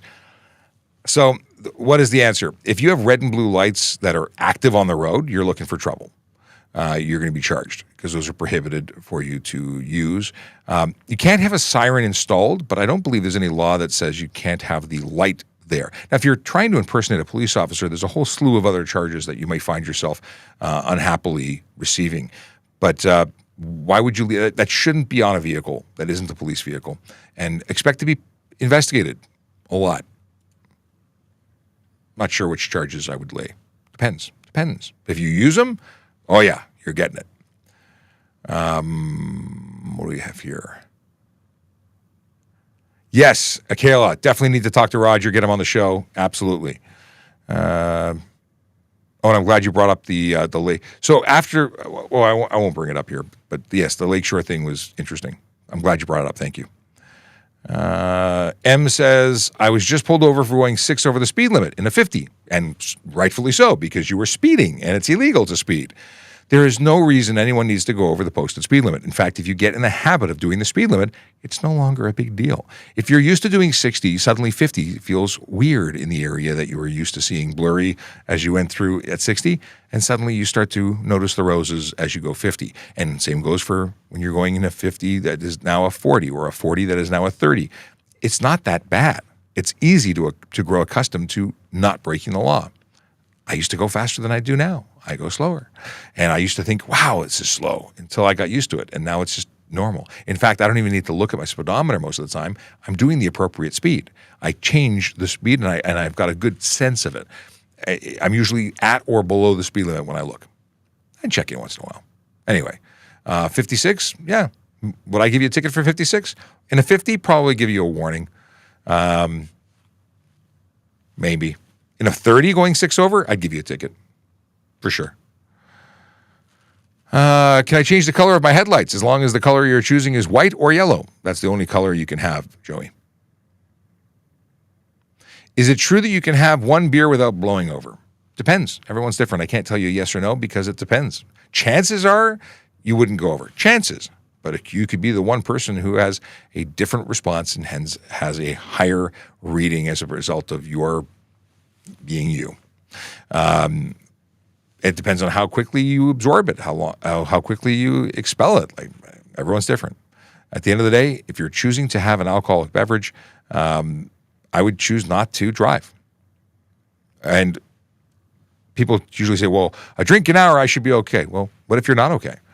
You can be impaired even if you're not over the limit. So if you are someone who doesn't drink regularly or you have an allergic reaction to alcohol and you start acting like you're drunk even though you're not over 80, you're going to get charged for impaired driving because that's irrelevant. It's not related to your thing. And if you're a learner, you have more than 0, you're getting your suspension. You're getting charged. Okay. Greg Marshall, you're absolutely right. Most of the time they do remove everything, but some people get really excited about pretending to be police and they put them back on. We're talking about having red and blue lights. Matthew says, good morning. Good morning to you.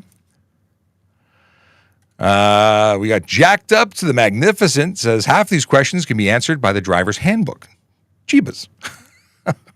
Very often, questions can be found online, but I do understand that not everybody has access, although it is available for free on the internet. It's hard to navigate. Sometimes they just want to hear it from the authority, and I'm happy to be that authority.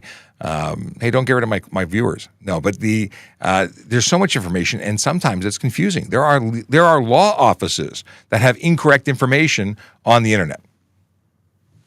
They're the lawyers and agents, and their websites have absolutely incorrect information on them. Maybe they're just not good at updating their websites after laws change, or maybe they never had it right in the first place. But we make it a point of giving you the correct information. And should things change, we give you the updates of the new information. And if we're wrong, we come out and tell you we're wrong because we've been wrong before, very rarely. But things have changed, and it's like, I didn't know that. So I gave old information because it changed, and no one sent me the memo. But that's not new. It seems like the ministry sometimes tells us things last. Ministry. What is this? Reminder that we're about 15 minutes behind. Yes. And I'm going long. It's 11:20. Normally we finish the show at 11 o'clock, but I've got a couple extra minutes, so we're going to give them to you. Let's see here.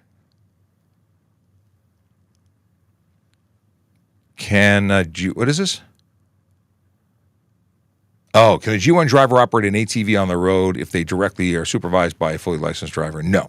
You have to be a properly licensed driver. I think it's G2 and above on a ATV that is licensed and insured for the road on certain conditions and on roads that allow them, because there are, like Toronto does not allow them at all, but certain jurisdictions do. So know before you go, call your local police and verify. That would be my advice to you, because the last thing you want is to have a problem. Just a reminder that if you're watching on, holy moly, we're at 300 people now, 205 people on Traffic Services on X. If you're watching on X, please say hello. Not many people understand that you can go into the live stream, into the chat in the live stream, and participate, getting your questions and comments on screen like everybody else. And as Josh says, please put a Q in the question so I know it's a question for me and not dialogue amongst others. In relation to a comment or a discussion we had a little earlier in the show, dog versus airbag. Airbag wins every time. Fluffy, not going to do well. And there's other reasons we were talking about having tethered or crated animals. In the event of a collision, windows sometimes break, very often break. Dogs panic. Animals get scared. It's reasonable for them to get scared. What if you are stuck in the vehicle and they run out the window and get hit by a car? You will feel terrible. They will also not be anymore. So protect everybody. Kids should stay in the back seat till 14. Animals should always stay in the back. It's just the right thing to do. What? Can I call the non-emergency line to get a dog to sniff my car out to see if there's any drugs or something hidden? Bought my car used and crossed the border, and the dog pulled me in. Not only is that not a non-emergency call, that would be inappropriate. I mean, I'm interested to know if there are drugs hidden in your car, but it could be anything. It could be I'm an avid shooter, marksman. I like going to the gun range. I have had gunpowder residue because of that in the bags. Even when on duty, I've got clothes that I've worn to the range, and if you're making contact with something that goes there, sits on the floor, it's got lead, and those things can trigger. So do I think you've got a stockpile of drugs in your car? I doubt it, but if you go to your local division, don't waste the call taker's time, because it takes 911 operators very often have to answer those phone lines. Go to a local division, ask them there, see what they say. Now I'm really curious. What is the legal age to drive a quad four-wheeler on the road? I believe you have to be a fully licensed or at least G2 minimum driver, so you've got to be 16 at the minimum. Hi wants to know about a shooting that occurred in Toronto. I don't have information on that. 13% of animals die in car collisions that are not protected. Interesting. That's statistics I've not ever looked up. That said, we have done some podcasts with both the OSPCA and the Toronto Humane Society. So if you're interested in that, you can go look at the archives. Old episodes, but still good. Old, but good. Can we put a leash that connects to a seat belt button and then transport a pet? Back seat, that isn't effectively a tether, but the tether's going to be so long that they're going to still move, and that movement within the vehicle is going to get them injured. It may keep them in the car, but they may still get seriously injured. A tether is going to interact with the seatbelt and respond to the stress of a collision. So the seatbelt locks and it keeps them in a short leash, effectively. So get a proper device. Okay. What do we got here? If I just got permanent residency, can I still apply to the Toronto Police Department? Yes, permanent. If you have PR status, you can. Talk to her. First, check out the website, and then talk to a recruiter. But you'd be eligible if you have PR status. A lot of people asking me about Drake stuff. I've not heard anything about Drake. Can you record passengers when you're on an Uber trip? This is a policy thing. I don't know what their policies are. Can you record the inside of your vehicle? Yes, you can. There's no law against it. But can you do? And I'm talking about in Ontario. I don't think that's something that's province by province. I think state by state it does change. When you're in the U.S., there's different laws about consent. That said, check with Uber, because you might find yourself getting in trouble with them. I think they've changed it. I remember some controversy about it a couple years ago, but I think they changed it. They should add governors or put governors on vehicles for high-risk drivers. I think we should have governors for all vehicles. Why does anyone need to be able to go over the posted speed limit? If the speed limit's 110, just like the big rig trucks, if the speed limit's 100, they were given up to 105. Why not make it 105 for everybody? Okay, now the new highest speed in the province is 110. Make it 115. No one needs to go faster. Tell me I'm wrong. Change my mind. Nubs says, no, it's not Nubs, it's NNBS, which I'm not going to try and pronounce. I let my friend borrow my car and he ran from the cops in it, but I got charged with the crime. Well, that doesn't make a lot of sense. Just tell them it was your friend, and you're responsible, but right up until they get to interview the friend, you shouldn't have been charged for that. If you had nothing to do with it, if you didn't know. But obviously they don't believe you, otherwise they wouldn't have charged you. What is stunting? Stunting is a charge that covers a whole bunch of different behaviors, about 15 of them. Everything from doing burnouts and drifting to doing wheelies on motorcycles, speeding over a certain amount of speed. I've got actually, if you go to TrafficCop.ca, I've got a link in useful documents at the bottom, or useful links, describes everything. It's the everything. Let's see here. Greg says hello again. Hello, Greg. How are you? This person now says, I was charged because I decided to lie for him. Is that what you just said? If you lied for him, then yes, you took responsibility for doing the deed. He ran in your car and you said it was me, not him. That's why you were charged, because you gave evidence. You gave a statement saying it was you. I don't know what the question mark is, because, wow, yeah, if you covered for him, then yeah. Let's see here. How low can your vehicle be to the ground? Cam, check out the light truck and passenger vehicle guide for inspection. I've got a link to it. I believe I've got a link to it on TrafficCop.ca. And it explains that there's a minimum height from the ground to the center of your headlights. That's part of it. The second thing is that Your vehicle has to be able to turn left and right, lock to lock, without making contact with the frame or body of the vehicle. And if it does that, if there is contact, it's an unsafe vehicle, will pull your plates. That's the basics. So do it properly if you're going to lower it. There's nothing wrong with a lowered vehicle if it's done properly. Don't do one of these clown cars that when you try and go up a 2-inch curb, 2 wheels come off the ground. You need a suspension. That would be unsafe if you didn't have a functioning suspension, and we would take your plates for that too. Let's see here. I wonder if this is recorded at the police museum. No, Chris, it's not. Well, first of all, it's live. Hi, Chris. This is a live stream. It takes place at the Toronto Police Traffic Services Unit. We have a studio on the second floor that purpose-built for this live stream. Now, on Monday of next week, I will be at the at headquarters, and it was suggested to me just this morning by a friend of mine from the Police Association that I should stream from within the museum, which is an amazing thing. If you ever get a chance to go, it's free. You can go to the Toronto Police Museum at headquarters, 40 College Street in Toronto. And I mean, they look for a donation, but is it mandatory? I don't think donations are mandatory. Hey, throw a quarter in if you got if you can't afford more. Anything is help. But you can absolutely go check it out. It's really cool.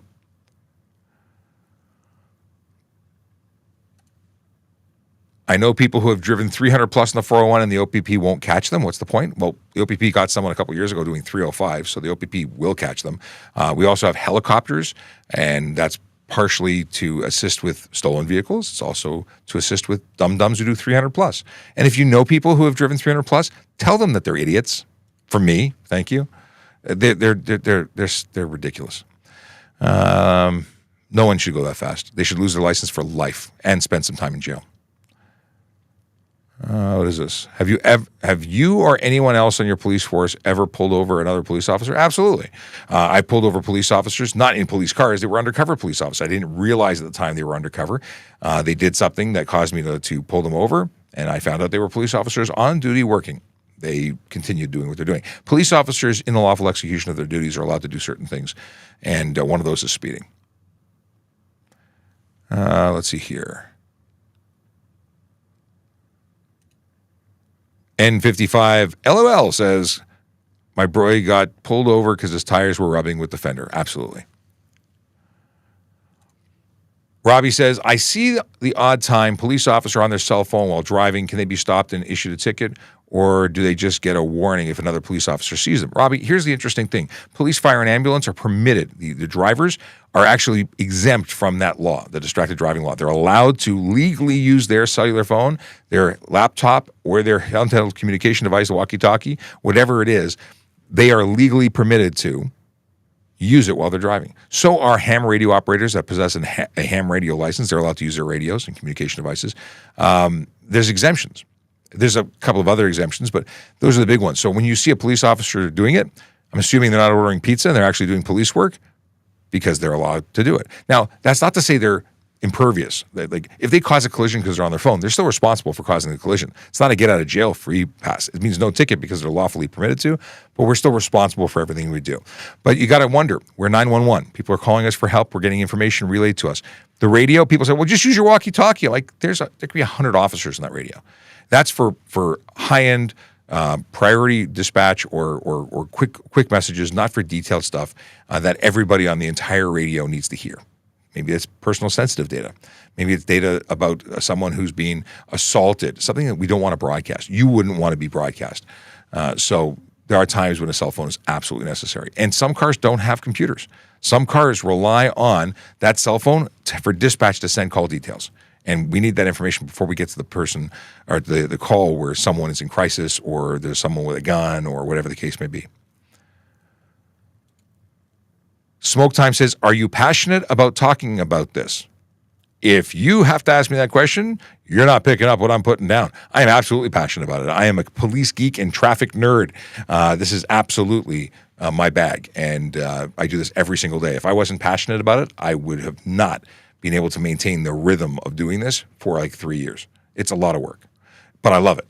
Absolutely love it. Is it illegal to ride with high beams during the day on a motorcycle? I don't think so. Now, fail to use low beam is what the charge would be at night.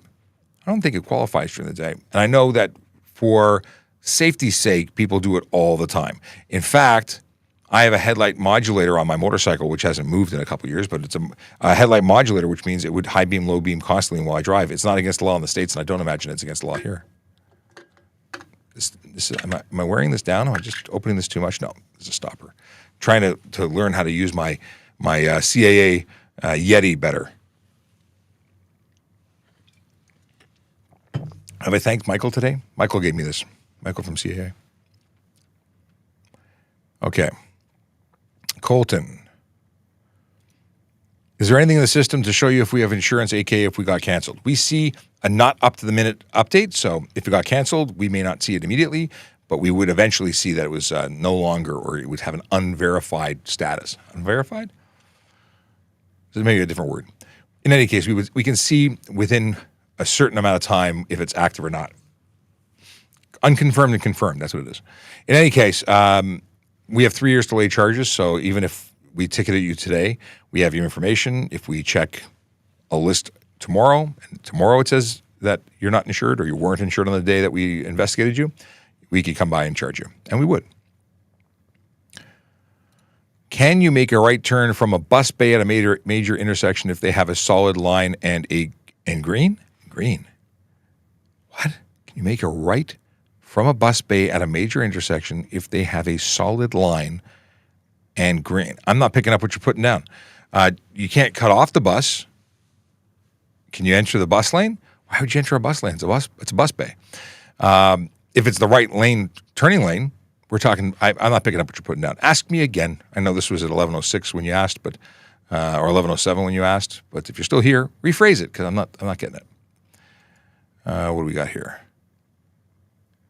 In follow-up of using high beams for cop doing speed enforcement, what if it's an accident that's on the side of the road? Is that legal to use high beams for? You still shouldn't be high beaming people. I mean, there's lights and flashing lights and flares and all sorts of things that are there to notify people of what's going on the road. I'm not a big fan of high beaming people unless it's something immediate and specific to them, not slowing down a kilometer ahead. Like focus on driving. Don't worry about telling people what's going on. I mean that with the greatest of respect. You are now getting into, I'm going to be the good Samaritan and tell people what's going on. They may just be confused. You may have someone who now is like, are my headlights on? What's wrong with my car? Like they will be totally confused. And you're better off just carrying on and being safe yourself. Is it illegal to have an aftermarket muffler as long as the catalytic converter and resonator are okay? Brody, if your aftermarket muffler is okay and legal, and you have your catalytic converter and resonator, then it's legal. If your aftermarket muffler doesn't meet the requirements of the Highway Traffic Act, doesn't matter that you have everything else, you're still illegal. You're creating unnecessary noise. You can be charged for that under the HTA. And that's any noise that's unreasonable that is considered or not related to the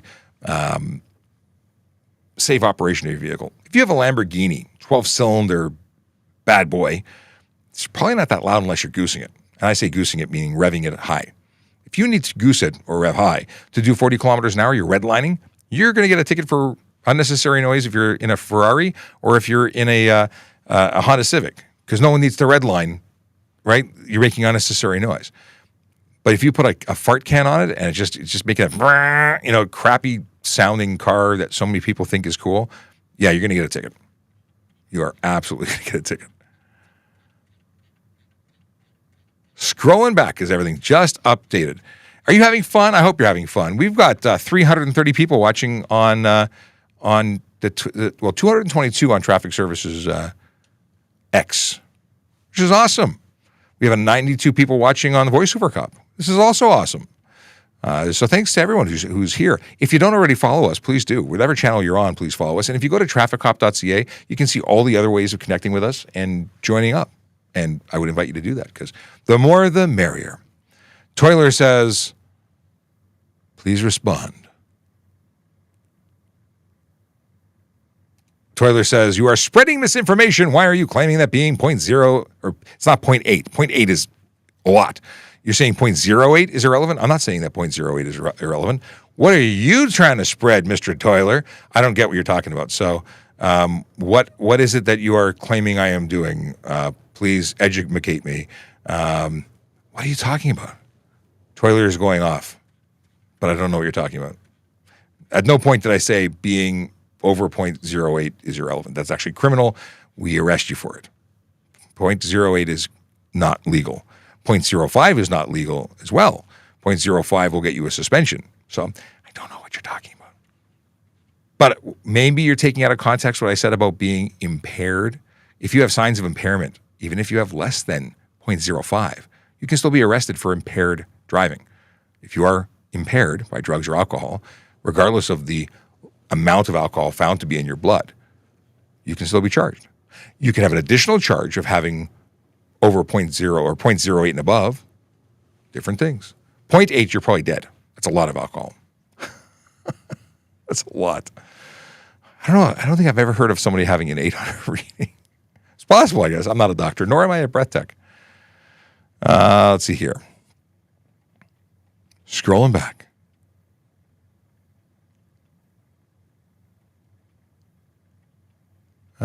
Is it illegal to have it? No, we talked about that. My car got impounded for speeding in Mississauga for 15 days. What would the charge to release it be?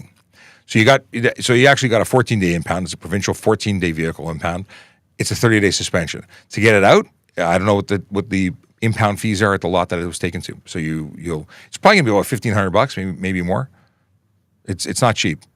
Don't stunt drive. That's the answer. Don't stunt drive. Don't drive impaired. These are the things that lead to serious injury and death. These are the things that lead to getting impounded, and you get to pay for that. It's the privilege of doing what you did to get in trouble. Is it illegal to drive with deleted mufflers but a valve to stop loud noise? Yeah, you have to have mufflers. You can't delete your mufflers. It's against the law. What is this? So alcoholic beverage still have a very... Sorry, no, you mean non-alcoholic beverages? They have a very... Yeah, but it's not... If it's deemed non-alcoholic, if it's under the threshold, it's not considered an alcoholic beverage for the purposes of the laws under the Liquor License Board or Liquor License Act. Khalid has an interesting question that I don't understand. We'll move along. Is driving with no shoes illegal? I certainly grew up, Faith, with that belief. Faith is the name of the user, not my Faith. I grew up thinking that interior lights were against the law, as well as barefoot. And I was wrong on both accounts. My mom told me, turn off the lights or we're going to get stopped by police. And in some states in the United States, it is illegal. And it may be illegal in other provinces as well. But in Ontario, it is not against the law to drive with your interior lights on. It's a bad idea because it interferes with your night vision. Not illegal. And it's not illegal to drive barefoot, but you might hurt your toesies when you slam on that brake pedal in an emergency situation. Bad things happen. Let's see here. Kathrilla says, if you like planes, there's an air show in Trenton, June 29th to 30th. At the air base. Akelo would have mentioned it, but I think his meeting started. Well, thank you for that. I do like air shows. I have not been to the Toronto Air Show. That's my favorite air show. I used to work it as an auxiliary and as a police officer years and years ago, but I have not done it in a long time. Why? I missed one that I wanted to get. Someone said, why are the police on TikTok? Because you're on TikTok. Shouldn't that be a good reason for us to be here? I missed one about motorcycles, and I apologize. There's a threat. Like I'm not going fast enough. They're just stacking up, and they're going off the screen. I missed it. So if there was somebody with a motorcycle logo, they asked a question. I missed it. Hopefully you repeat it. Does Toronto move over law for collision scenes, fire responders on the side of the road? Yes, we do have it. It's not Toronto. It's provincial. It's slow down, move over. It's a provincial law. So not just Toronto. If an officer seizes your plates, you'll lose the plates for good. You got to go reapply for plates. We seize them or return them to the ministry. We don't keep them. They go to the ministry, and then you need to go reapply for them. You might not get your plates back. You might get different plates. Chances are you're not getting your plates. Oh, someone asked about G1 driver. Did I catch it? No. No, I got Mir who's asking about domestic violence. No, but let's address it. They want to know if are you part of the 60% of cops that engage in domestic violence or the 40% that enable them? You, Mir, are a silly, silly person. But no, I don't involve myself with anything criminal because I'm a police officer. And the thing is, 90% of police officers, if not 99.99%, are amazing. And there's people like you. Okay. And the person who jumped in and said misinformed, that is what they are. Yes, they were. But I like trolls. It means they're having a really bad day. Trolls, here's the thing, and it's something, if you listen to Gary Vee, he says, really, you should have a lot of compassion for people who are trolls because their lives suck. They're here to try and hurt other people to make themselves feel better. And I feel for them. They must be having a really crappy day. And there are ways and people you can talk to get help with whatever that's causing you problems in your personal life. So I do feel for you. I really do. Let's see here. What does the fox say? Greatest song ever. Thank you, Haleh Patel, for sharing. I'm not going to try and emulate what that song did. I'm missing so many questions now because it's going through so quickly. I passed a cop at 170 this morning on accident. How come I wasn't wheeled? Maybe they weren't doing speed enforcement, but maybe you should have been arrested. Multiple cops have told me 10 over is fine, but more than that, well, that's their personal opinion. It's not legal. They're telling you that it's okay to break the law, which is not okay. I'll never tell you to break the law because it's illegal, and I'm not going to be responsible for the ticket you get for doing 10 over. You may not get pulled over. It's possible that there are people going faster, and they will focus on the people with the highest risk to the public. So if there's people doing 20, I wouldn't focus on someone doing 10. But if you're the only person, guess what? You're getting the ticket. We got here, Yippee Kaye says, you should do a spot on City TV, call it Did You Know the Law, and give them examples and show video of the crime. I think that's a great idea. I think you should call City TV, and I think everyone should call City TV and tell them they need to bring Ask a Traffic Cop for a segment. I've actually spoken to the producers. They want me to write a pitch to them, but we would like to be on City TV. And yeah, we do it on the radio all the time on Jerry Agar on News Talk 1010. No video on the radio, but it is still a great segment. And we're supposed to do it tomorrow, but I might have to move it to Thursday. Yeah, here we go. Is it illegal to have a vanity plate in the rear windshield? Normal plate is attached to the vehicle. You can't display multiple plates. Now, the one on in the rear window is not where it's legally displayed. But you shouldn't have two Ontario-issued plates. Like fake plates, some people put European plates in the windows. The European plate wouldn't be an issue. If it becomes dislodged and cuts you as a result of a collision, that would be bad. Someone wants to know about a Kendrick and Drake beef. Is that like a certain food, or like is it beef or is it chicken? Is Kendrick? I don't know what you're talking about. I know you're talking about rapper stuff. I don't follow rapper stuff, but I do like steak. And Drake is duck, isn't it? Anyway. Is it illegal to nap in a self-driving car? Obviously, because a self-driving vehicle here is not really self-driving. It is simply driver assist and requires a driver to be in control, to take over. So you'd be charged with stunt driving at the very least. What is this? Is the plate number old sticker should be removed? It's not required to do it. What is Toiler still yapping about? It's not related to being over 8 BS. What? Are you talking about impaired driving? 0.8 is like hospital. That's not drinking and driving. That's medically induced coma, possibly. That's a lot. That's 80% of your blood is. That's a lot. Yeah. So Toiler, I'm going to mute you if you don't stop it because you know what you're talking about. And I have responded, but you keep spamming. See, spam. Spam is for the can. I don't need spam, but I was given spam by Akila Draconis. Let's see here. This is a question I wanted to answer earlier, and I went to hit it, but I missed it. Adam Strauss, what happens if you drive on the 400 series highway with a G1? Thank you for asking. There's a condition of a G1 license. Even if you're being supervised by a qualified driver, so your mom, your dad, your cousin, your brother, someone with a G-class license, 4 years experience, can supervise you on roads that have a speed under 80 kilometers an hour, up to 80 kilometers an hour, but not over. And a 400 series highway is over that. It's also strictly prohibited. So the only way a G1 driver can operate a motor vehicle on the road. Hey, Maury Sherman. I gotta hang on a second. Maury Sherman is a producer of a radio show. Hang on. Hello, Maury Sherman. I'm live streaming right now. And I'm taking your call. But you're not on the air. Don't swear. They can't hear you. What's happening? So you want me to call you when I'm done, or do you need a? Sure. Okay. Okay.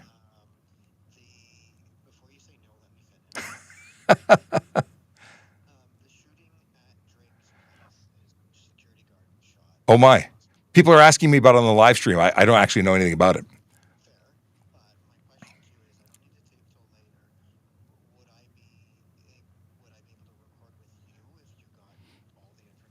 I would not be the right person, but I can put you in touch with someone who might be able to help you. Text me after. Yeah, give me a call. Give me a text and I'll see what I can do to find you somebody. Okay. I'll see what I can do. No worries. So that was Maury. He's with 92.5, the Roz and Mocha show. And he's asking about Drake too, but I have no information about it. But I'll put him on to corporate communications who might be able to help him. So driving with a G1 on the road. What's the story? G1 on the highway needs a professional driving instructor, a licensed driving instructor, not mom or dad, not friend, not cousin, not brother, not uncle. You know, it needs to be a professional driving instructor from a driving school. They can get you on there. But if you drive with a G1 on a highway and you don't have a professional driving instructor, never mind alone, you still have a proper driver supervising, you're going to get a ticket for driving contravention of a condition of your license, and you're going to get a 30-day suspension for the first time. You get a 90-day suspension for the second time. You get kicked out. You get kicked out of the entire program. Maury just said, "Sorry to interrupt your live stream. I figured he wanted to go on the air. He's a radio guy. These radio guys ready to go on the air anytime." Yeah, but anyway, okay. Where's Toiler? I got to ban Toiler. Toiler's becoming a toil. Can I find them? Hang on a second. They're distracting me. They're taking me away from you. Maybe they've given up and gone away because I'm not seeing them in the recent chat. Give you two more. No, maybe they're gone. Maybe they finally left. Amanda says, "Tyler, stop." I agree. Amanda doesn't sound like that, by the way, but I just thought it was, yeah. Let's see here. Oh my goodness. I'm back at double speed, 24 minutes behind. You are a rock star. Kayla, who had a meeting, is now watching us in double speed to catch up to live, which is pretty impressive. And we're almost at 2 hours of live stream. Can I go from G to M2, or do I need an M1 first? No, you have to go to M1. G doesn't give you any benefit there. You have conditions on your M license while operating a motorcycle that don't get attached to the G. A lot of people get this wrong. They believe that they now have to maintain a zero blood alcohol content with their G. If you're over, if you're 22 or over, you don't have to maintain a zero, but you still have to be under the legal limits. But you do have the conditions of zero blood alcohol while you're in an M license. Okay. Why do the police use Freemasonic symbols on their uniforms? Interesting you say Freemasonic, because Freemasonic isn't a word. There's Masonic and there's Freemason, and that's just funny that you say Freemasonic. But I don't know what symbols they have on the uniform that are Masonic, so you'll have to update me and teach me some things once you figure out what those things are. Okay. We talked about this. Not talking about that because the person's obviously making biased, non-friendly remarks that I don't need to acknowledge. If I have a reckless driving record, can you see that from scanning my license plate? As a matter of fact, I can. Assuming you're the licensed and registered owner of the vehicle, then I would be able to see your history because you're associated with that vehicle.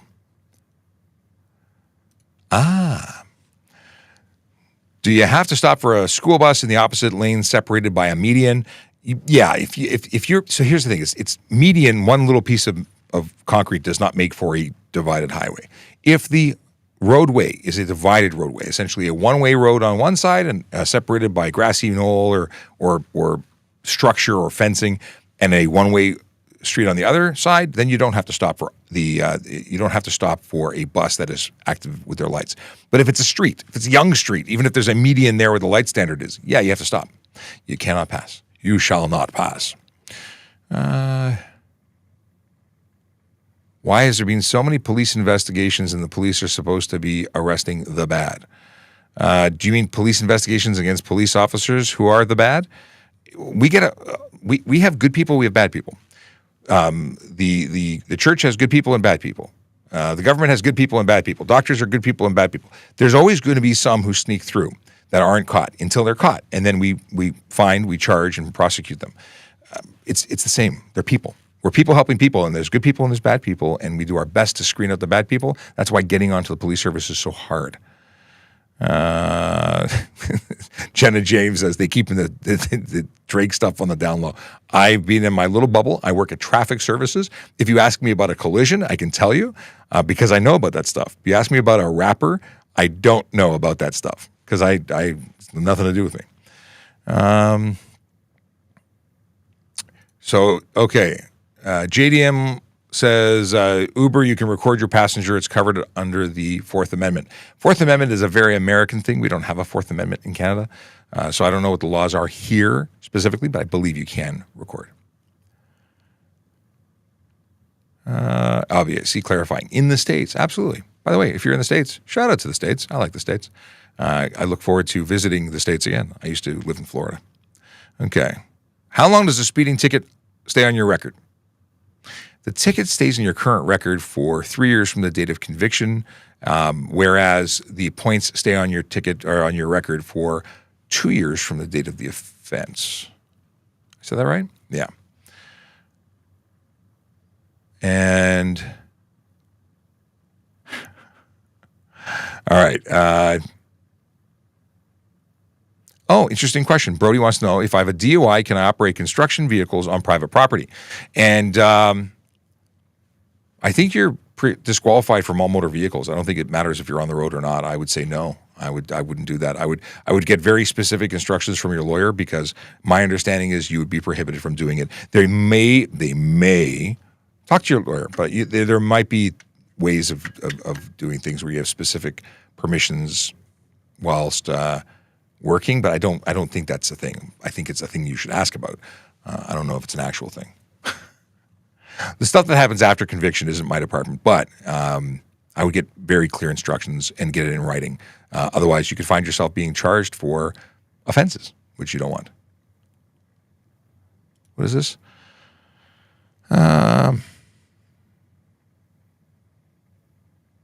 Okay. Moving along. Can I drive my drag car on the main? They don't corner very well, do they?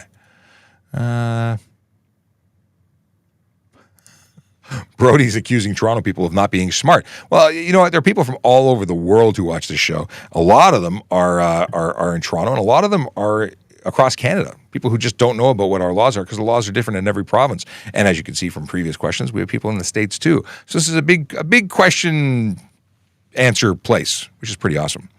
But no question is a bad question. Actually, there is one question that is a bad question. It's the one that was never asked because people get tickets for things they just didn't understand.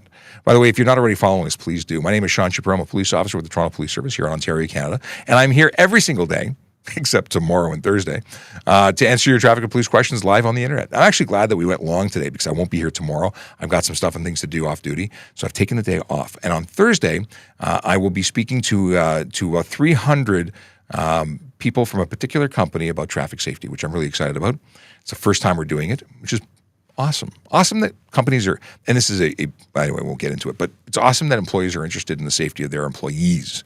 So we're going to talk to them about stuff and things. I talk to the military all the time, and hopefully we continue to talk to major companies about safety because there's so many companies that drive around on our streets and haven't had the opportunity to hear me tell them what they should and shouldn't do. So this is awesome. So that's what's happening in the morning on Thursday. And I might be able to do an afternoon segment when I get back, maybe, possibly. If not, I'll be back on Friday. And that's a thing. Okay. Okay, TMAC. This is a really good question that people get really, really upset about. I got a failure to produce insurance even though I told the officer I just needed a sec to pull it up. A sec has to be reasonable.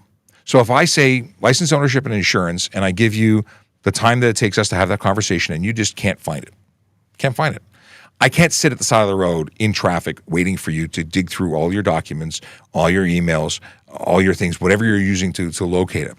If you fail to surrender it in a reasonable amount of time for inspection of a police officer, you're going to get the ticket. I'm going to go back to my car. I'm going to issue the ticket, and that's it. And I appreciate that you may have had it. If they would have just given you one more minute, you might have found it. Here's the deal. Either you need your document on your person, provided to the officer, with your license, the actual license, and either an original or a photocopy of your it's either a true copy front and back of your registration or the original. Now, the electronic one, you need to use the app provided by your insurance company. It has to be a secure app, not going to their website, not going to your email, not picking up a PDF. It has to be through a secure app on your phone. That should be something you should be able to do in like 2 seconds. If you can't do it, you didn't provide it in a reasonable amount of time. 2 seconds is an exaggeration. Kylek says, can't beat the radio even if the officer can't catch you. Yes, and we don't want to chase you. People think that, we're not chasing, we're not interested, or we're easy to beat. No, here's the deal. We don't want to put lives at risk, yours or anyone else's. People run from the police, they panic, and they end up crashing into stuff. And then they crash into people and they kill people. So when we can, helicopter goes up and we don't need to chase. Or if we can identify the vehicle, we'll just meet you at your house. Sometimes, there could be major stuff going on and we need to stay after you longer until such time as we can prevent you from doing. Or we have situations where you need to be stopped. You actually need to be stopped because you're going to hurt somebody. So there's all sorts of different things. At any given moment, a stop can be called off by any person on the radio, any supervisor, any dispatcher, any police officer on the road listening in. That's our policies. We can shut it down because at the end of the day, safety for all is what's most important. Okay. Crazy Kenny says, yeah, won't answered. Answered what? If you missed the part about I'm not seeing all questions because they're coming in so quickly I can't keep track of them, I'm grabbing as much as I can and jumping into them. It's shame Dodge Diplomat is preserved over a Chevy Caprice. Oh, you know what, Mopar man? I wish we had all of one of every single car. York Regional Police just did a TikTok recently, and they actually did a really cool transition between cars, but they missed out my favorite one, which is the one I used to own, which was a 90s Caprice bubble. Did you remember that? Anybody remember the 90s Caprice bubble? I owned one. I drove one as my daily driver for a while when I was, it was my winter beater, and I rode motorcycle all summer. Can people be pulled over for left lane camping? Yes, they can. But I would never pull over someone who's doing the speed limit in the left lane. I'd always pull over the speeder in the left lane. If someone's doing 60 in the left lane in a 100 zone, I would absolutely pull them over. But I will not pull someone over for doing a legal limit. Why do you need a license for a ham radio? It's the law. I don't know. I didn't make the law. I have no idea why. Maybe because they're higher. Like you need a license for a commercial radio because I think it's the wattage. So as I say, I don't know why. Now I realize I might actually know why. So FRS radios, those family channel radios, are a specific channel and a specific power. They did boost the power. I think they got some high-powered ones. Maybe in the States they're more popular. But you get into ham radios, they can be super, depending on the type of license you have, you can be doing 100-watt radios, I think, and talk to people in Japan from here. You need to understand the science of it. You need to understand and be responsible for it. So it's a thing. It's a thing. A trucker can use a CB radio while driving. Yes, I believe they can. Originally, it was a temporary thing, and I reported. It was one of those things I said, okay, I've made a mistake before. I was telling people you could absolutely not use it because I didn't realize they changed and extended it. So yeah, a commercial vehicle operator can use a walkie-talkie for certain things. There is a condition there. Let's see here. More unmarked cars on the highway for dangerous drivers? How about just more police officers in general? We are tremendously understaffed. So come and join us. Apply for the job. We need more. How long can I drive without a license for? Not at all. You cannot drive without a license. It's kind of why you need a license. I like the troll here, Mac Daddy. Where should I keep my keys when I go to bed? I'm assuming you're trying to troll, but I will walk onto this landmine and tell you the truth. We have people who will break into your house to get your keys. if they want your keys, have continuously suggested this for a number of years now. You should leave them near the front door because we would prefer they take your car. You should still do all the preventative measures of trying to make your vehicle less attractive to would-be thieves. But if there's someone who's going to already break into the house to take the car because they want the keys now, they want the whole enchilada, we'd rather them take the keys and go, take the insured vehicle, rather than assaulting you and possibly doing worse. Because these are armed bad persons who are there to steal your stuff and they're willing to beat the crap out of you to get it. And that's the problem. We want to, it's harm reduction. But people like to make the media really screwed that up. They took one statement and spun it to get likes. And then they said, what a joke. I can't afford my insurance because nobody's doing anything about car theft. You're wrong. We're shutting down organizations. But guess what? There's lots of organizations. And we shut down one, the vacuum creates a new one. What is this? Can I drive a vehicle that's not insured but not mine? Sorry, that is insured but not mine. So, what? Can I drive a vehicle that's not insured but not? No, you can't drive a vehicle that's not insured. I thought you were actually telling me what I needed to hear. So, if the vehicle's not insured, it can't be on the road at all. If the vehicle's insured by your friend, it's your friend's vehicle, you can drive it if you're a licensed operator and for the appropriate vehicle that you are licensed to operate. So if you have a car that requires a G-Class license, it's your friend's and you have permission to drive it, it's properly insured. And if you're a licensed driver, you can operate that car, you can borrow it. Mopar man like the aftermarket fart can. That's what I call it. I call these are fart cans.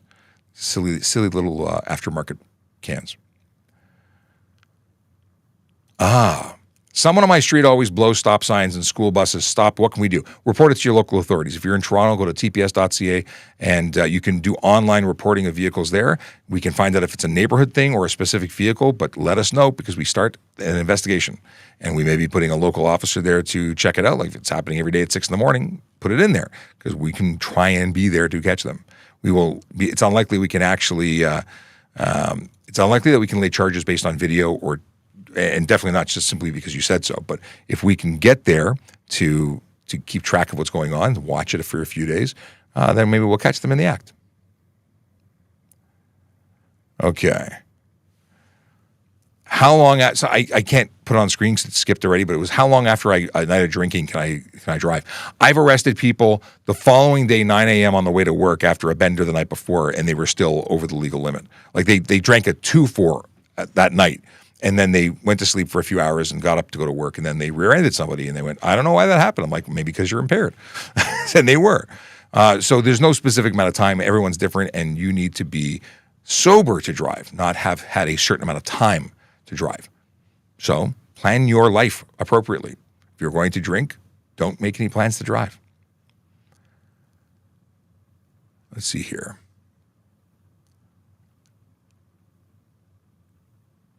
My daughter was pulled over with another vehicle speeding. He was blowing past her. Okay. It's possible that they were both pulled over because were they both charged? Is that what you're telling me? Or one person was passing and one person was doing the legal limit? I don't know what they used to determine who was doing what. Do bottles of alcohol have to be transported in the trunk or only out of reach? Depends. If they're sealed from factory, they can be transported anywhere. If they've had the seal broken, then they have to be either in a bag out of reach or in the trunk. Is it safe to let somebody else use my motorcycle helmet as my passenger? Well, you need your motorcycle helmet as the rider. So then you need to have a second helmet for a passenger. And really, helmets need to fit the rider. It's such a thing. If you've got a big noggin like me, then my helmet would look ridiculous on, someone I would put in the back of the helmet. They'd be able to turn it around and cover their face. So no, you should have someone riding should ride with the appropriate sized helmet. And I've always had multiple helmets for passengers when I was younger.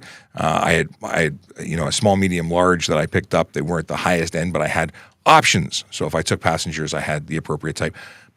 Legally, can you have an ill-fitting helmet? Yeah, legally, you're wearing the helmet. If it's not worn properly, could it be a charge? It could also be a charge. But ideal versus minimum requirements, that's going to be up to you. When your friend gets killed because you didn't do it right, you're going to have some guilt. Okay. I don't know what that message said. Grinch says Barrie has an air show coming up. Cool. Barrie's not that far from me. So it's a Toronto-centric-ish thing. I can visit some friends in Barrie that I haven't seen in ages. Talk about electric scooters, sir. What would you like to know about electric scooters? E-kick scooters, I think is what you're talking about. E-kick scooters are under a pilot in some jurisdictions in Ontario, but Toronto's not one of them, even though you see them throughout the city, causing havoc everywhere. There are very specific requirements in order to be covered under the pilot, and every municipality had to opt in. Toronto didn't because the number of people getting injured as a result of the use of these devices is quite high. So not to strain hospitals, they said, we don't want it. But people ignore it and still do it. Is there enforcement? Yeah, you can get a $110 fine for using a scooter in the city of Toronto. If your scooter is capable of going more than 24 kilometers an hour on a flat surface, that's not a scooter anymore. That gets to be a motor vehicle, needing license, ownership, and insurance. If it has a seat on it, it's a motorcycle. So even if it does 24K, even if it does 10K, it's got a seat, it's a motorcycle. Yeah, $25,000, $5,000 to $25,000 in fines, not a good look. Those scooters, I've seen them capable of doing 90 kilometers an hour. We have e-bikes on the road capable of doing the same, if not faster. They're motor vehicles. It's like saying, I have a Tesla, but I only drive it at 24 kilometers an hour or 32 kilometers an hour. I shouldn't need to pay insurance. But that's what's happening. You have vehicles that are capable of going wild and crazy speeds, and they're not paying for insurance, not contributing to the roads, just putting lives at risk, theirs and others. Okay. Is there any laws about tinting headlights? Absolutely. Tinting headlights is prohibited. You can't put covers, can't tint them at all. Taillights have to be discernible, or clearly discernible, at 150 meters.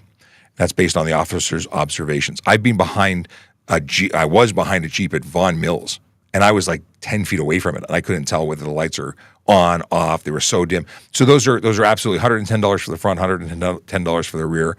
Absolutely against the law. Lauren says, I haven't heard that in forever. What? I don't know what you haven't heard. And that's a while back, 11:45, you left that message. But now, because of the delay, I just don't know what we're talking about. Let's see here.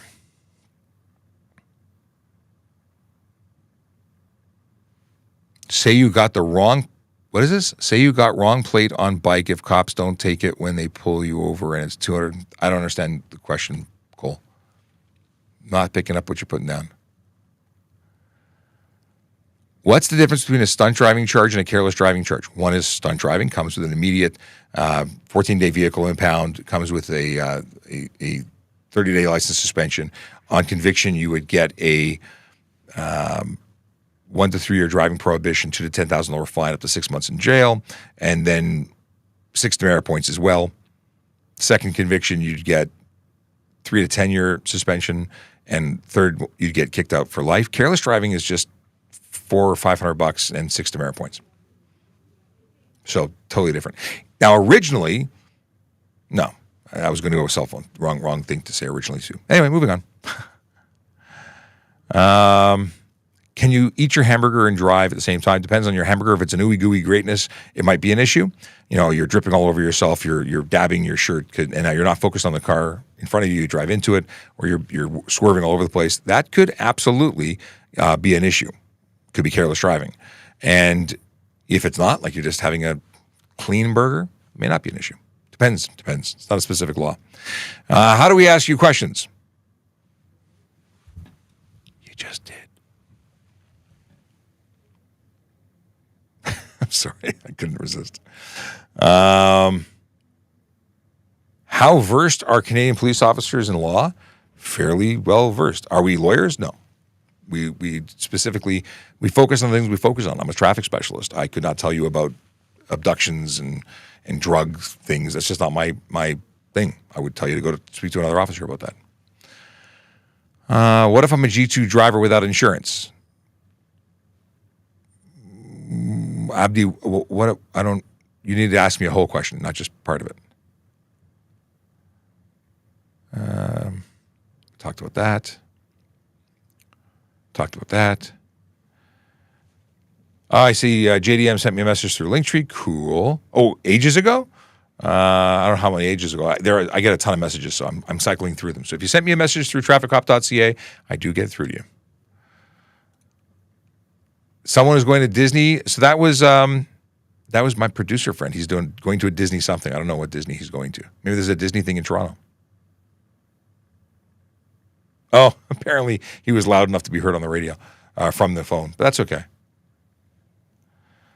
Let's see here. Nothing he said is a concern. Let's see here. Someone is stealing my car? I don't know what stealing your car is. Does Toronto have what is this? I don't know what you're talking about. Is illegal to have, we talked about that already.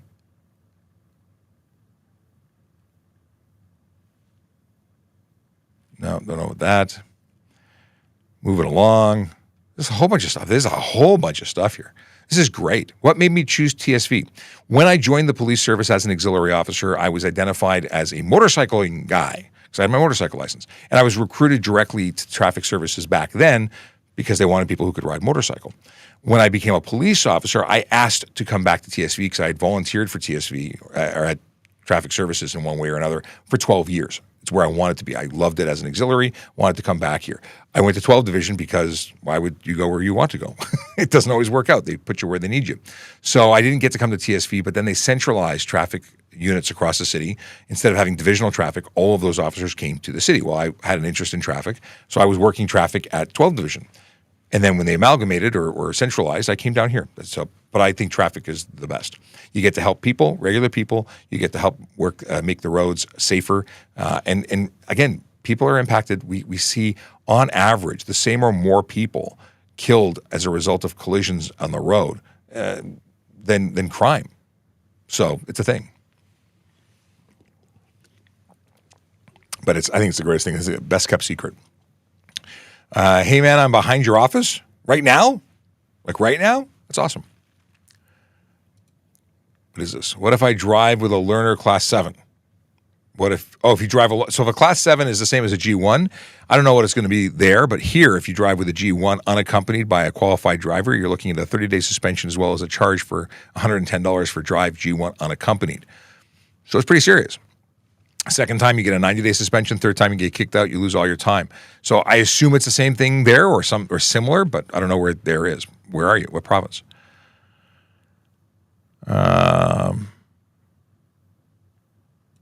That's so funny. Akela's finally at full. Who's better, the CIA or FBI? I work in Canada.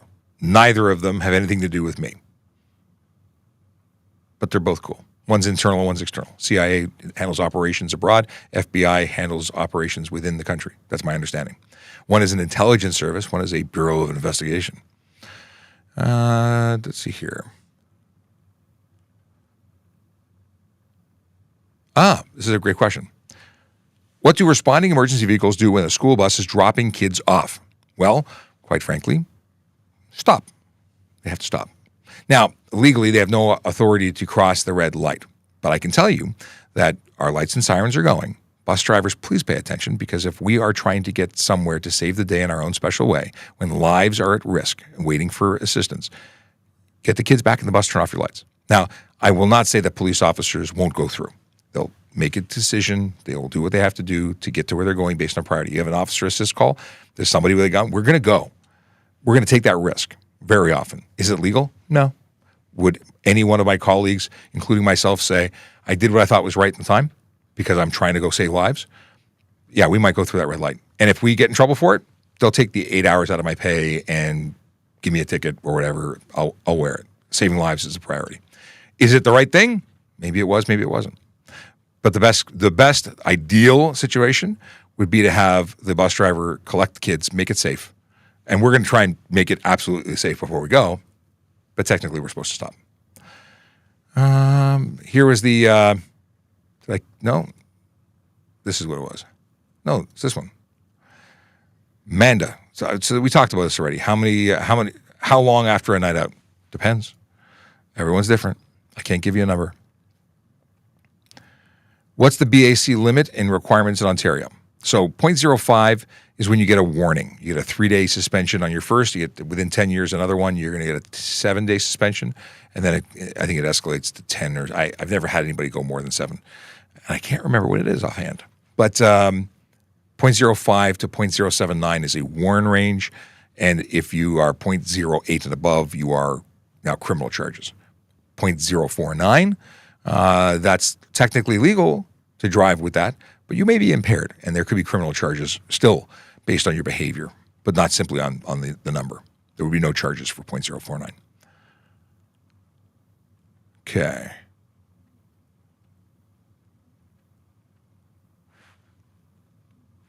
This is wild. Just wild. Excellent. 405 people watching right now. Primarily 250 people on traffic services. So that's awesome. Welcome to everybody. If you're new to the channel, welcome. We're so glad you're here. My name is Sean Shapiro. I'm a police officer with the Toronto Police Service, and I talk about traffic safety, traffic law, and police stuff. If you're watching on whatever platform you're using, please follow us. Please like, subscribe, share. It really means a lot to us. Let's see here. Jay wants to know why we can't have a tinted windshield, but we can have all other windows tinted. Well, the windshield is prohibited in Ontario from being tinted. Some provinces allow it, some states allow it. But there's no reason you should prevent yourself from being able to see. See, light comes through the window, hits your eye, and then the sciencey stuff of the magic of your eye works to actually see stuff. You reduce the light, you reduce your ability to see. Simple as that, especially at night. Now, it was originally, you were allowed to have a 3-inch tint strip across the top. That changed. So any vehicle manufactured 2017 or newer can't have anything. But that's the deal. 30% light blockage is the maximum on the windows left and right of the driver, and the back windows can have it as dark as you want. But even if it's 30%, you can still get a ticket for obscuring the interior of your vehicle with a color or reflective tint. You can't have anything reflective in the windows left and right of the driver, or the windshield for that matter. Has a cop ever ticketed someone for not yielding to a bus? Absolutely. Oh, for bus cutout? Yeah, absolutely. Julie Mango. Absolutely. Is it the highest priority that we focus our efforts on? No. We look for the big four. We're looking for people who are choosing to make the roads most unsafe. Now, that's unsafe too, but it's not, again, if we see it, we'll deal with it, but we're not staking out bus stops. And I think you're talking about returning from servicing a bus. All right. Trying to catch up to current, but I can't get over how busy it's been. I'm not seeing questions from X. If you're watching on X, and there's a whole bunch of you who are, please go into the actual live, click into the live, and then in the chat, say hi. I just want to make sure it's working properly. Actually, I know how to make sure it's working. Let's do this. Let's go into the live. And I just realized I stood up a meeting because I've been so busy doing this. I stood up Malik. I said, I'll be done by 11:30, and here I am like an hour longer than I said I would be. Okay. I'm going to go into the live. Let's do this. Testing. Actually, Garfield did, or Griffeld. Okay. I said testing, so anyone in there should see it. All right. I got to scroll way, way, way down, and I had to cut things off. 2.5 hours is a very long live. It's been a lot of fun, and it's got great numbers, so I'm so happy people are here. It's fantastic. See, it is working. There's my message from X. In any case. What is the process for applying to TPS? Go to tps.ca/. Yeah. Careers. I just read this one. It says, we're lucky. Sean goes over by an hour and 20 minutes. Yeah, I've only done this once before where I did a 2.5 hour live. But with that, I feel bad ignoring like 100 messages here. But I need to contact Malik and apologize for not being with him an hour ago. All right. With that, I am going to see if any dad jokes. Dad jokes. Where are you?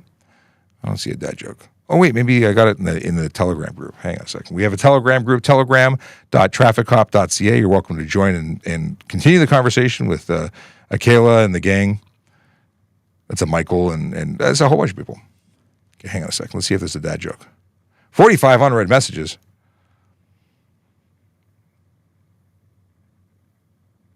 Amanda, hey, Amanda. Looking for dad jokes. I don't see dad jokes. All right. We're going to go. What can I play? Can I play a different song? I could play a different song. We'll do the Highway Havoc we did this morning. So I'll say goodbye and play. No, I did Road of Frustration this morning. So we'll play Highway Havoc now. Catch you later, everybody. I'll be back on maybe Thursday afternoon, but definitely Friday for Friday. Have a good one. Drive safe, drive sober, park legally, and smile because guess what? It looks good on you. Speeding down the road like a bullet from a gun. Thought you were invincible, but you're not the only one racing through life, leaving safety behind. But you ain't the king of the road, you're just out of your mind, distracted on your phone, not a care in the world, blinded by the screen like your vision's been unfurled. You think you're so important, can't leave it all alone, but you're putting lives at stake. Just hang up that damn phone. Highway havoc, I've had enough. It's time to wake up, get your act together. Tough, aggressive drivers, weaving in and out. This ain't no video game. This is what it's about.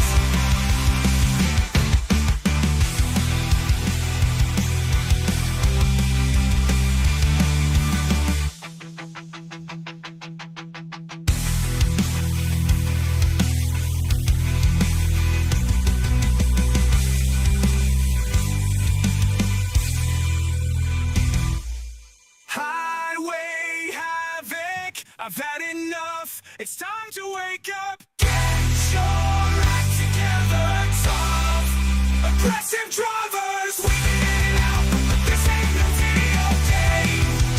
This is what it's about.